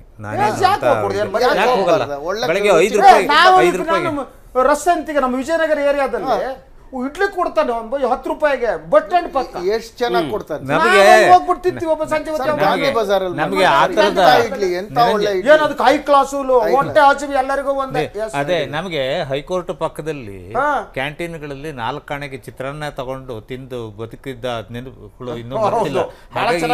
ಹೌದು, ಈಗ ಅದು ಹಸಿವಿದ್ರೆ ಎಲ್ಲವೂ ರುಚಿಯಾಗಿರ್ತದೆ. ಆಮೇಲೆ 1 ರೂಪಾಯಿ ಚಿತ್ರಾನ್ನ ತಿಂತಿದ್ವಿ. ಆಮೇಲೆ ಇಲ್ಲಿ ಖಾದರ್ ಅವರು ಹೇಳಿದ್ದನ್ನ ನೀವು ತೋರಿಸಿದ್ರೆ ಬಹಳ ವಿವರವಾಗಿ.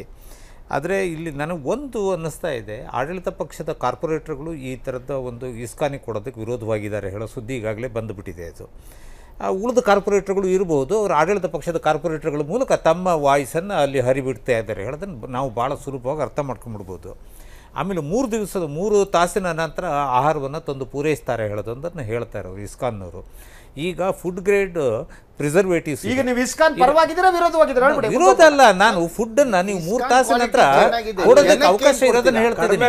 ಈಗ ಫುಡ್ ಪ್ರಿಸರ್ವೇಟಿವ್ಸ್ ಇದೆಯಲ್ಲ, ಫುಡ್ ಗ್ರೇಡ್ ಅದು ಇಂಟರ್ನ್ಯಾಷನಲ್ ಸ್ಟ್ಯಾಂಡರ್ಡ್ ಬಂದಿದೆ. 3 ತಾಸಲ್ಲ, ನೀವು 4 ತಾಸು ಫುಡ್ ಅನ್ನು ಒಂದು ಚೂರು ಕೆಡದೆ ಇದ್ದಾಗ ವ್ಯವಸ್ಥೆ ಇದೆ, ಆ ಥರದ್ದಿದೆ. ಆಮೇಲೆ ನಿರಂಜನ್ ರಾವ್ ಹೇಳಿದ್ರಲ್ಲ, ಅಲ್ಲಿಯ ನೀವು ಇಸ್ಕಾನ್ನಲ್ಲಿ ನೀವು ಕಿಚನ್ ಒಂದ್ಸಾರಿ ವಿಸಿಟ್ ಮಾಡಬೇಕು, ನಿಮ್ಮ ಕ್ಯಾಮ್ರಾದವ್ರನ್ನ ಕಳಿಸಿ ಒಂದ್ಸಾರಿ, ಎಷ್ಟು ಹೈಜಿನಿಕ್ ಆಗಿ ಮಾಡ್ತಾರೆ ಅವರು. ಈರುಳ್ಳಿ ಬೆಳ್ಳುಳ್ಳಿ ಬೇಕಾ ಬೇಡ ಹೇಳ್ಬಿಡಿ, ಈಗ ನಾನು ಮಾಂಸ ತಿಂತೀನಿ ಅಂದ್ರೆ ದಿನವೂ ತಿನ್ಲೇಬೇಕು ಅನ್ನೋದೇನೂ ಇಲ್ಲ. ಹಾಗಾಗಿ ಈರುಳ್ಳಿ ಬೆಳ್ಳುಳ್ಳಿ ತಿನ್ಬೇಕಾದವನು ದಿನವೂ ತಿನ್ಬೇಕಾದ ಅಗತ್ಯ ಇಲ್ಲ ಅಷ್ಟೇ. ಎಲ್ಲ ಹೇಳ್ಬಿಟ್ಟು ನೀವು ಏನೇ ಇಲ್ಲ, ನಾನು ಇಸ್ಕಾನ್ ಪರವಾಗಿಲ್ಲ. ಇಸ್ಕಾನ್ ವಿರುದ್ಧ ಒಂದು ದೊಡ್ಡ ಸ್ಟ್ಯಾಂಡ್ ಬಂದಿತ್ತು ಕೆಲವು ವರ್ಷಗಳ ಹಿಂದೆ. ಆದ್ರೆ ನಿಮ್ಮ ಪ್ಲಾನು, ಈಗ ಸರ್ಕಾರ ಘೋಷಣೆ ಮಾಡಿರೋ ಪ್ಲಾನು ನೋಡಿ, CM ಈಗಲೇ ಹೇಳ್ತಿದ್ದಾರೆ 1 ತಿಂಗಳು 2 ತಿಂಗಳು ಲೇಟ್ ಆಗ್ಬೋದು ಅಂತೇಳಿ. ಯಾಕಿದೆ ಇದು 1-2 ತಿಂಗಳಲ್ಲ, ಇನ್ನೂ ಲೇಟ್ ಆಗ್ಬಿಡ ಅಂತ ಅಪಾಯ ಇರ್ತದೆ. ಒಂದು ಚೂರು ಸಡ್ಲ ಕೊಟ್ರೆ ಬ್ಯೂರೋಕ್ರೇಟ್ಸ್ ರಾಜಕಾರಣಿಗಳನ್ನ ಅಡ್ಡ ಹಾಕಿಕೊಂಡು ಈರುಳ್ಳಿ ಬೆಳ್ಳುಳ್ಳಿ ಇಟ್ಸ್ ವೆರಿ ಎಸೆನ್ಷಿಯಲ್. ಬಹಳ ನ್ಯೂಟ್ರಿಷನ್ ಇದೆ ಅದರಲ್ಲಿ, ಎಲ್ರಿಗೂ ಅಗತ್ಯವಾಗಿ ಬೇಕಾದ್ದು. ಆ ಕಾರಣ ಅಡ್ಡ ಪರಿಣಾಮ ಏನೂ ಇಲ್ಲ. ಯಾವ ಅಡ್ಡ ಪರಿಣಾಮ ಅಲ್ಲ, ಪರಿಣಾಮ ಇದೆ ಅಷ್ಟೇ. ಆದ್ರಿಂದಾಗಿ ಇಸ್ಕಾನ್ ಕೊಡದೆ ಲೋಕಲ್ ಇದರಲ್ಲಿ ಇದು CM ಒಂದು ಪಾಯಿಂಟ್ ಹೇಳಿದ್ರು, ನಮ್ಮ ಮಿನಿಸ್ಟ್ರು ಹೇಳಿದ್ರು, ತುಂಬಾ ಒಳ್ಳೆ ಪಾಯಿಂಟ್ ಅದು. ಎವ್ರಿ ವಾರ್ಡ್ ಅಲ್ಲಿ ಹೈಜಿನಿಕ್ ಕಿಚನ್ ಸೆಟಪ್ ಮಾಡ್ತೀರಿ ಅಂತ ಹೇಳಿದೆ. ಹೈಜಿನಿಕ್ ಮಾಡ್ಲಿ, ಒಂದು hygienic kitchen in the standards of ISKCON. ಒಳ್ಳೆ ಈಗ MTR ಇದೆ, ಅಂಥವ್ರನ್ನ ಕರೆಸ್ಬಿಟ್ಟು ಕನ್ಸಲ್ಟ್ ಅದನ್ನೇ ಕನ್ಸಲ್ಟ್ ಹೋಟೆಲ್ ಕರಿತಾ ಇದ್ದಾರೆ ಅಂತ ಅವ್ರನ್ನ ಕರೆಸಿ ಮಾಡಲಿ. ಎಸ್ ಪ್ರಿಯ ವೀಕ್ಷಕರೇ, ನೋಡೋಣ. ಅಲ್ಟಿಮೇಟ್ಲಿ ಏನು ಗೊತ್ತಾ, ಜನರ ಹಸಿವನ್ನು ನೀಗಿಸೋದು ಮುಖ್ಯ, ಒಳ್ಳೆಯ ಆಹಾರ ಕೊಡೋದು ಮುಖ್ಯ. ಅದು ಆಗತ್ತೆ ಅನ್ನುವ ಆಶಯ ನಿರೀಕ್ಷೆ ಇರಲೇಬೇಕಲ್ವಾ? ಎಸ್. ಇಂದಿರಾ ಗಾಂಧಿ ಅಂತ ಹೆಸರು ಕೊಟ್ಟಿದ್ದು ಯಾತಕ್ಕೆ ಅಂದ್ರೆ ರೋಟಿ ಕಪಡಾ ಅವ್ರ makaan was our promise to the nation. ಅಲ್ಲ, ಒಬ್ರು ಇದು ಸಜೆಸ್ಟ್ ಇಂಪಾರ್ಟೆಂಟ್ ಇದಕ್ಕೆ ಪ್ರಿಯದರ್ಶಿನಿ ಅಂತ ಹೆಸರು ಚೆನ್ನಾಗಿರೋದು. ಇಂದಿರಾ ಗಾಂಧಿನೂ ಇದೆ, ದರ್ಶಿನಿನೂ ಇದೆ ಅದರಲ್ಲಿ. ಎಸ್ ಪ್ರಿಯ ವೀಕ್ಷಕರೇ, ದೇಶದಲ್ಲಿ ಬಿಸಿಲ ಜಳ ಜೋರಾಗಿದೆ. ರಾಷ್ಟ್ರ ರಾಜಧಾನಿ ದೆಹಲಿ, ಉತ್ತರ ಪ್ರದೇಶ, ಮಹಾರಾಷ್ಟ್ರ ಸೇರಿದಂತೆ ಉತ್ತರ ಭಾಗದಲ್ಲಿ ತಾಪಮಾನ ಗಣನೀಯ ಪ್ರಮಾಣದಲ್ಲಿ ಏರಿಕೆ ಕಂಡಿದೆ. ಮಹಾರಾಷ್ಟ್ರದಲ್ಲಿ ಉರಿ ಬಿಸಿಲಿಗೆ 5 ಬಲಿಯಾಗಿದ್ದಾರೆ. ಸೂರ್ಯನ ಪ್ರಖರತೆಗೆ ನಲುಗುತ್ತಿದೆ ಉತ್ತರ ಭಾರತ. ಮಹಾರಾಷ್ಟ್ರದಲ್ಲಿ ಬಿಸಿಲ ಜಳಕ್ಕೆ 5 ಬಲಿ. ಹವಾಮಾನ ವೈಪರೀತ್ಯದಿಂದಾಗಿ ದೇಶದಲ್ಲಿ ಈ ಬಾರಿಯ ಬೇಸಿಗೆ ಮತ್ತಷ್ಟು ತೀವ್ರ ಸ್ವರೂಪ ಪಡೆದುಕೊಂಡಿದೆ. ದೇಶದ ಹಲವು ಭಾಗಗಳಲ್ಲಿ ತಾಪಮಾನ ವಿಪರೀತ ಏರಿಕೆಯಾಗಿದ್ದು, ಮಹಾರಾಷ್ಟ್ರ, ತೆಲಂಗಾಣ, ಗುಜರಾತ್, ಹರಿಯಾಣ ಮತ್ತು ಪಂಜಾಬ್ನಲ್ಲಿ ಬಿಸಿಲ ಜಳ ತಾರಕಕ್ಕೇರಿದೆ. ಮಹಾರಾಷ್ಟ್ರದಲ್ಲಿ ಬಿಸಿ ಗಾಳಿಗೆ 5 ಬಲಿಯಾಗಿದ್ದಾರೆ. ಉತ್ತರ ಮಹಾರಾಷ್ಟ್ರ, ವಿದರ್ಭ ಪ್ರಾಂತ್ಯ ಹಾಗೂ ಮರಾಠವಾಡ ಪ್ರದೇಶದಲ್ಲಿ ಭೂಮಿ ಕೆಂಡದಂತಾಗಿದ್ದು, ಬೆಳಗ್ಗೆ 8 ಗಂಟೆಯಾದ್ರೆ ಸಾಕು ಹೊರಗೆ ಬರದ ಪರಿಸ್ಥಿತಿ ನಿರ್ಮಾಣವಾಗಿದೆ. ಮಹಾರಾಷ್ಟ್ರ ವಿದರ್ಭ ಭಾಗದ ಬೀರಾ ಗ್ರಾಮದಲ್ಲಿ 46.5 ಡಿಗ್ರಿ ಸೆಲ್ಸಿಯಸ್ ಗರಿಷ್ಠ ಉಷ್ಣಾಂಶ ದಾಖಲಾಗಿದೆ. ಉಳಿದಂತೆ ಅಕೋಲಾ, ನಾಗಪುರ, ವರ್ಧಾ ಜಿಲ್ಲೆಗಳಲ್ಲಿ ತಾಪಮಾನ ಗರಿಷ್ಠ 44 ಡಿಗ್ರಿ ಸೆಲ್ಸಿಯಸ್ಗೆ ಏರಿದೆ.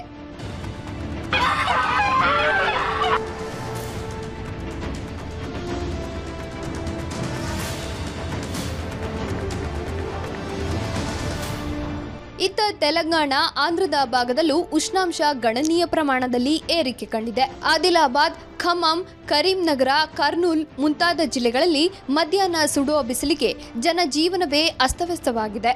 ಉಳಿದಂತೆ ರಾಷ್ಟ್ರ ರಾಜಧಾನಿ ದೆಹಲಿಯಲ್ಲಿ ತಾಪಮಾನ ಸಾಮಾನ್ಯಕ್ಕಿಂತ ಗರಿಷ್ಠ ಮಟ್ಟ 38.2 ಡಿಗ್ರಿ ದಾಖಲಾಗಿದೆ. ಗುಜರಾತ್ ಮತ್ತು ಸೌರಾಷ್ಟ್ರ, ಕಚ್, ಅಮ್ರೇಲಿ ಪ್ರದೇಶದಲ್ಲಿ 42.9 ಡಿಗ್ರಿ ಸೆಲ್ಸಿಯಸ್ ಇದ್ದು, ಸುರೇಂದ್ರನಗರ ಮತ್ತು ಕಂಡ್ಲಾದಲ್ಲಿ 42 ಡಿಗ್ರಿ ಸೆಲ್ಸಿಯಸ್ ತಾಪಮಾನ ದಾಖಲಾಗಿದೆ.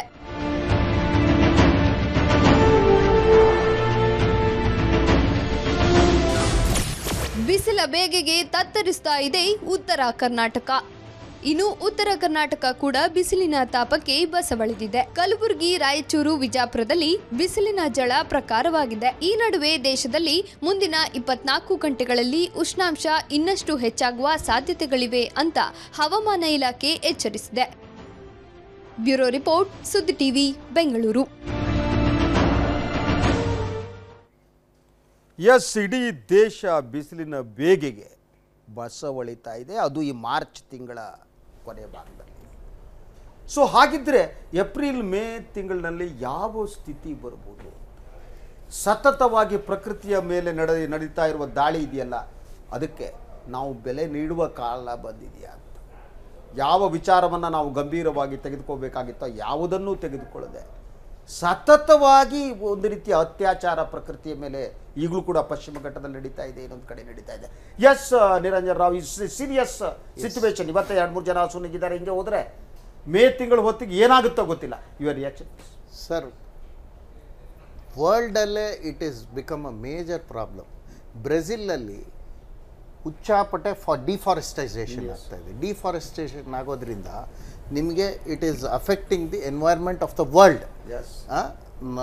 ನಾರ್ತಲ್ಲಿ, ಎಕ್ಸ್ಟ್ರೀಮ್ ನಾರ್ತ್ ಪೋಲಲ್ಲಿ ಗ್ಲೇಸಿಯರ್ಗಳು ಡೌನ್ ಆಗ್ತಾ ಇದೆ. ನಮ್ಮ ಇದೇ ತಗೊಳ್ಳಿ, ಬೆಂಗಳೂರಿಗೆ ಬರೋಣ. ಯಾಕೆಂದರೆ ನಾವು ಪ್ರಪಂಚದ ಬಗ್ಗೆ ಮಾತಾಡೋದಕ್ಕಿಂತ ನಮಗೇನು ಬೇಕು ಸರ್? ಇವಾಗ ನೀವು ತಗೊಳ್ಳಿ, ಆ ಮೆಟ್ರೋಯಿಂದ ಎಷ್ಟೋ ಟ್ರೀಸ್ ಕಟ್ ಮಾಡಿದ್ರು, ಪರಿಸರವಾಗಿ ನಾವು ಪ್ಲಾಂಟ್ ಮಾಡ್ತಾ ಇಲ್ಲ. ಇದೊಂದು ಕಾನೂನು ನಿಮ್ಗೆ ನೆನಪಿರೋದು 85 ಆಯಾ ಏರಿಯಾದ ಕಾರ್ಪೊರೇಟರ್ಗಳು ನಡೀತಾ ಇದ್ರು.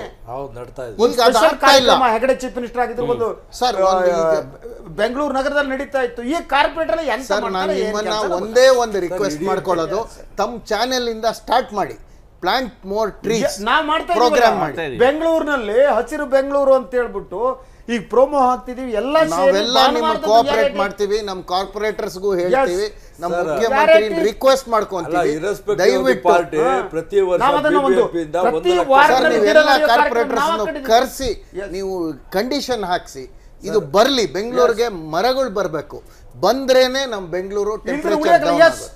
ಸರ್ ಈಗ ಏನಾಗಿದೆ ಅಂದರೆ BBMP ಕೂಡ ಪ್ರತಿ ವರ್ಷ ಬಜೆಟಲ್ಲಿ ನಾವು 1 ಲಕ್ಷ ಟ್ರೀಸ್ ಹಾಕ್ತೀವಿ ಅಂತ ಹೇಳ್ತಾರೆ.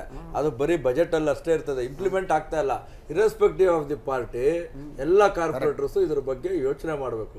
ಇವತ್ತಿನ ದಿವಸ ಏನು ವಾಟರ್ ಟೇಬಲ್ಲು 1200 ಅಡಿಗೆ ಹೋಗಿದೆ.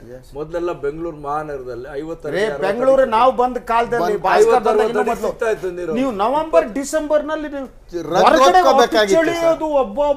ಬೇಸಿಗೆನಲ್ಲಿ ಚಳಿ ಆಗೋದು ಎಸಿ ಆಗ್ತಾ ಇದ್ದಾರೆ ಈ ಕಾಲದಲ್ಲಿ ಸರ್. ಆಮೇಲೆ ಇನ್ನೊಂದು ಈ ವೆಹಿಕಲ್ದು ಪೊಲ್ಯೂಷನ್, ಒಂದು ವೆಹಿಕಲ್ ಪೊಲ್ಯೂಷನ್, ಇನ್ನೊಂದು ಕಟಿಂಗ್ ಆಫ್ ಟ್ರೀಸ್, ಮೂರನೇದು no commitment of the public towards the human. ಎಲ್ಲ ಕಾಂಕ್ರೀಟ್ ರೋಡ್ಸ್ ಸರ್, ಮೊದಲೆಲ್ಲ ಆಸ್ಫಾಲ್ಟ್ ಇರೋದು, ಅಟ್ಲೀಸ್ಟ್ ಭೂಮಿ ತಣ್ಣಗಾಗಿರೋದು, ನೀರು ಹೋಗೋದು, ಕಮಿಟ್ಮೆಂಟ್ ಇವತ್ತು ಬರೀ ಆಸ್ಫಾಲ್ಟ್. ಎಲ್ಲಿ ನೋಡಿ ಆಸ್ಫಾಲ್ಟ್. ಆಸ್ಫಾಲ್ಟ್ ಸಾಲದು ಹೇಳಿ ಈಗ ಕಾಂಕ್ರೀಟ್ ರೋಡ್ ಬೇರೆ ಮಾಡೋದು ಶುರು ಮಾಡಿದೆ. ಅದು ಇನ್ನೂ ಅಪಾಯಕಾರಿಯಾಗಿ ನಡೀತಾ ಇದೆ. ಒಟ್ಟಾರೆಯಾಗಿ ನೀವು ಇಂಡಿಯಾ ನಾವು ಕರ್ನಾಟಕ ಒಂದೇ ತಗೊಳ್ಳೋದಲ್ಲ ಇಲ್ಲಿ, ಯಾಕೆಂದ್ರೆ ಇದು ಹವಾಮಾನ ವೈಪರೀತ್ಯ ಅನ್ನೋದು ಅದು ಭೌಗೋಳಿಕ ಗಡಿ ಒಳಗಡೆ ಇರೋದೇ ಇಲ್ಲ. ಅದು ಒಟ್ಟಾರೆಯಾಗಿ ನಾವು ದೇಶವನ್ನು ತಗೊಳ್ಬೇಕು. ಇವತ್ತು ಏನಂದ್ರೆ ಅಭಿವೃದ್ಧಿ ಹೆಸರಿನಲ್ಲಿ ಮಾರಣ ಹೋಮಕ್ಕೆ ಮೊದಲ ಬಲಿಯಾಗ್ತಾ ಇರೋದು ಮರಗಳು. ಆಯಿತಾ, ನಾವು ಅದು ಘಟ್ಟ, ಕಾಡು, ಮೇಡು, ಬೆಟ್ಟ, ಬ್ಯಾಣ ಹೀಗೆಲ್ಲವುದನ್ನು ಬೋಳಿಸೋದ್ರಲ್ಲಿ ನಾವು ಸಿದ್ಧಹಸ್ತರಾಗಿದ್ದೇವೆ. ನಾವು ಮಾಡಿದ ಪಾಪಕ್ಕೆ ಇವತ್ತು ಪ್ರಾಯಶ್ಚಿತ್ತ ಅನುಭವಿಸುವಂಥ ಸ್ಥಿತಿಗೆ ನಾವು ಇವತ್ತು ಬಂದಿದ್ದೇವೆ. ಈ ಒಂದು ಪ್ರಕೃತಿಯ ಮೇಲೆ ನಾವು ಎಷ್ಟು ಬಗೆಯ ಹಲ್ಲೆಯನ್ನು ಮಾಡ್ಬೋದು ಅಷ್ಟನ್ನೂ ನಾವು ಮಾಡಿಯಾಗಿದೆ. ಈಗ ಅದಕ್ಕೆ ನಾವು ಉತ್ತರನ ಈ ರೂಪದಲ್ಲಿ ಪಡೆಯುವಂಥ ಪರಿಸ್ಥಿತಿ ಇದಾಗಿದೆ. ಕಾರಣ ಇಷ್ಟೇ, ನಾವು ಈ ಪೀಳಿಗೆ ಜನ ನಾವು ಹೇಳ್ಬೋದು, ಅದಕ್ಕಿಂತ ನಮಗಿಂತ ಮುಂಚಿನ ಪೀಳಿಗೆನೂ ಅಷ್ಟೇ ಯಾರು ಕಾಡನ್ನು ಬೆಳೆಸಿ ಉಳಿಸೋದ್ರ ಬಗ್ಗೆ ಆದ್ಯತೆಯನ್ನು ಕೊಡಲಿಲ್ಲ. ಮುಂದಿನ ಪೀಳಿಗೆ ನಮಗೆ ಶಾಪ ಹಾಕುವಂಥ ಸ್ಥಿತಿಗೆ ತಂದಿಟ್ಟಿದ್ದೇವೆ. ಅದೇ ಕರ್ನಾಟಕಕ್ಕೆ ಒಂದು ದೊಡ್ಡ ಪರಂಪರೆ ಏನಿದೆ ಅಂದರೆ, ಜಗತ್ತಲ್ಲೇ ಮೊದಲನೇ ಸಲ ವೃಕ್ಷ ಕಾಯ್ದೆ ತಂದವರು ನಾವು ಅರಸು ಗೌರ್ಮೆಂಟ್ನವರು. ಒಂದು ಮರ ಕಡಿಬೇಕಾದ್ರೆ ಪರ್ಮಿಷನ್ ತಗೋಬೇಕಾಗಿ ಕಾಯ್ದೆ ಪ್ರಕಾರ. ಅಯ್ಯೋ ನೀವು 70s ನಾವು 70ರದ ನಾವು ಹುಡುಗರು ಸಣ್ಣ ಹುಡುಗರಾಗಿದ್ದ ನೋಡಿದ್ವಿ. ನಮ್ಮ ಉತ್ತರ ಕನ್ನಡದ ಫಸ್ಟ್ ನೀಲಗಿರಿ ತಂದು ಹಾಕಿದ್ರು, ನಂತರ ಅಕೇಶಿಯಾ. ಅದು ನೀಲಗಿರಿ ತಂದ ಕೀರ್ತಿ ರಾಮಕೃಷ್ಣ ಹೆಗಡೆ ಅವರಿಗೆ. ಸೊ ಪೂರ್ಣ ಬಂದು ಅಕೇಶಿಯಾ ಬಂದು ಹರಿಹರ ಪಾಲಿಫೈಬರ್ ಕಂಪನಿಗೆ, ಹರಿಹರ ಪಾಲಿಫೈಬರ್ಸ್ ಕಂಪನಿಗೆ ಕೊಡೋದಕ್ಕೆ ರಾಜಕೀಯ 80% ವೆಜಿಟೇಷನ್ ಇತ್ತು. ಎಲ್ಲ ಎಡ್ ನಾಶ ಆಗಿ ಹೋಗ್ಬಿಟ್ಟು ಇವತ್ತು ಮಲೆನಾಡಿನಲ್ಲಿ ಮಳೆ ಎಲ್ಲ ಹೈದರಾಬಾದ್ ಕರ್ನಾಟಕ ಕಡೆ ಶಿಫ್ಟ್ ಆಗ್ತಿದೆ. ಅದೇ ಇದಕ್ಕೆ ಅರ್ಜೆಂಟಾಗಿ ಎಲ್ಲರೂ ಸೇರಿ ಇದು ನಮ್ಮ ಭವಿಷ್ಯದ ಪ್ರಶ್ನೆ, ನಮ್ಮ ಮಕ್ಕಳ ಭವಿಷ್ಯದ ಪ್ರಶ್ನೆ ಅಂತ ಕಾರ್ಯೋನ್ಮುಖರು ಆಗದೇ ಇದ್ರೆ ಇದು ಸುಧಾರಿಸಲ್ಲ, ಇನ್ನೂ ವರ್ಸ್ಟ್ ಸಿಚುವೇಶನ್. ಎಸ್ ಪ್ರಿಯ ವೀಕ್ಷಕರೇ, ಗೊತ್ತಿಲ್ಲ ಈ ಬಾರಿ ಏಪ್ರಿಲ್ ಮತ್ತು ಮೇ ತಿಂಗಳನ್ನು ಹೇಗೆ ಕಳಿಬೇಕಪ್ಪ ಅಂತ ನನಗೆ ನೋಡಿದರೆ, ಈ ವಾತಾವರಣ ನೋಡಿದರೆ ಇನ್ನೆಷ್ಟು ಜನ ಈ ಬಿಸಿಲು ದಗೆಗೆ ಸಾಯಬೇಕಾಗತ್ತೋ ಅಂತ. ಸೊ ನಾವು ಮಾಡಿದ ತಪ್ಪಿದೆಯಲ್ಲ, ಒಂದು ಇಂಗ್ಲೀಷ್ ಗಾದೆ ಇದೆ, ಅದು ಕನ್ನಡದ ಹೇಳಬೇಕಾದ್ರೆ ನಮ್ಮ ತಪ್ಪುಗಳು ನಮ್ಮನ್ನು ಆಳ್ತವೆ ಅಂತ. ಎಸ್, ಈಗ ನಾವು ಮಾಡಿರುವ ತಪ್ಪುಗಳು ನಮ್ಮನ್ನು ಆಳೋದಕ್ಕೆ ಪ್ರಾರಂಭಿಸಿದೆ ಅಂತ ಅನಿಸುತ್ತೆ. ಎನಿವೆ, ಇದಾಗಿತ್ತು ಇವತ್ತಿನ ಪ್ರೈಮ್ ನ್ಯೂಸ್. ನಾಳೆ ಮತ್ತೆ ಬರ್ತೀನಿ ಸುದ್ದಿಗಳೊಂದಿಗೆ, ಅತಿಥಿಗಳೊಂದಿಗೆ, ಚರ್ಚೆ, ಜಗಳ ಎಲ್ಲ ಇರುತ್ತೆ. ಅಲ್ಲಿವರೆಗೆ ಎಲ್ಲರಿಗೂ ಶುಭರಾತ್ರಿ.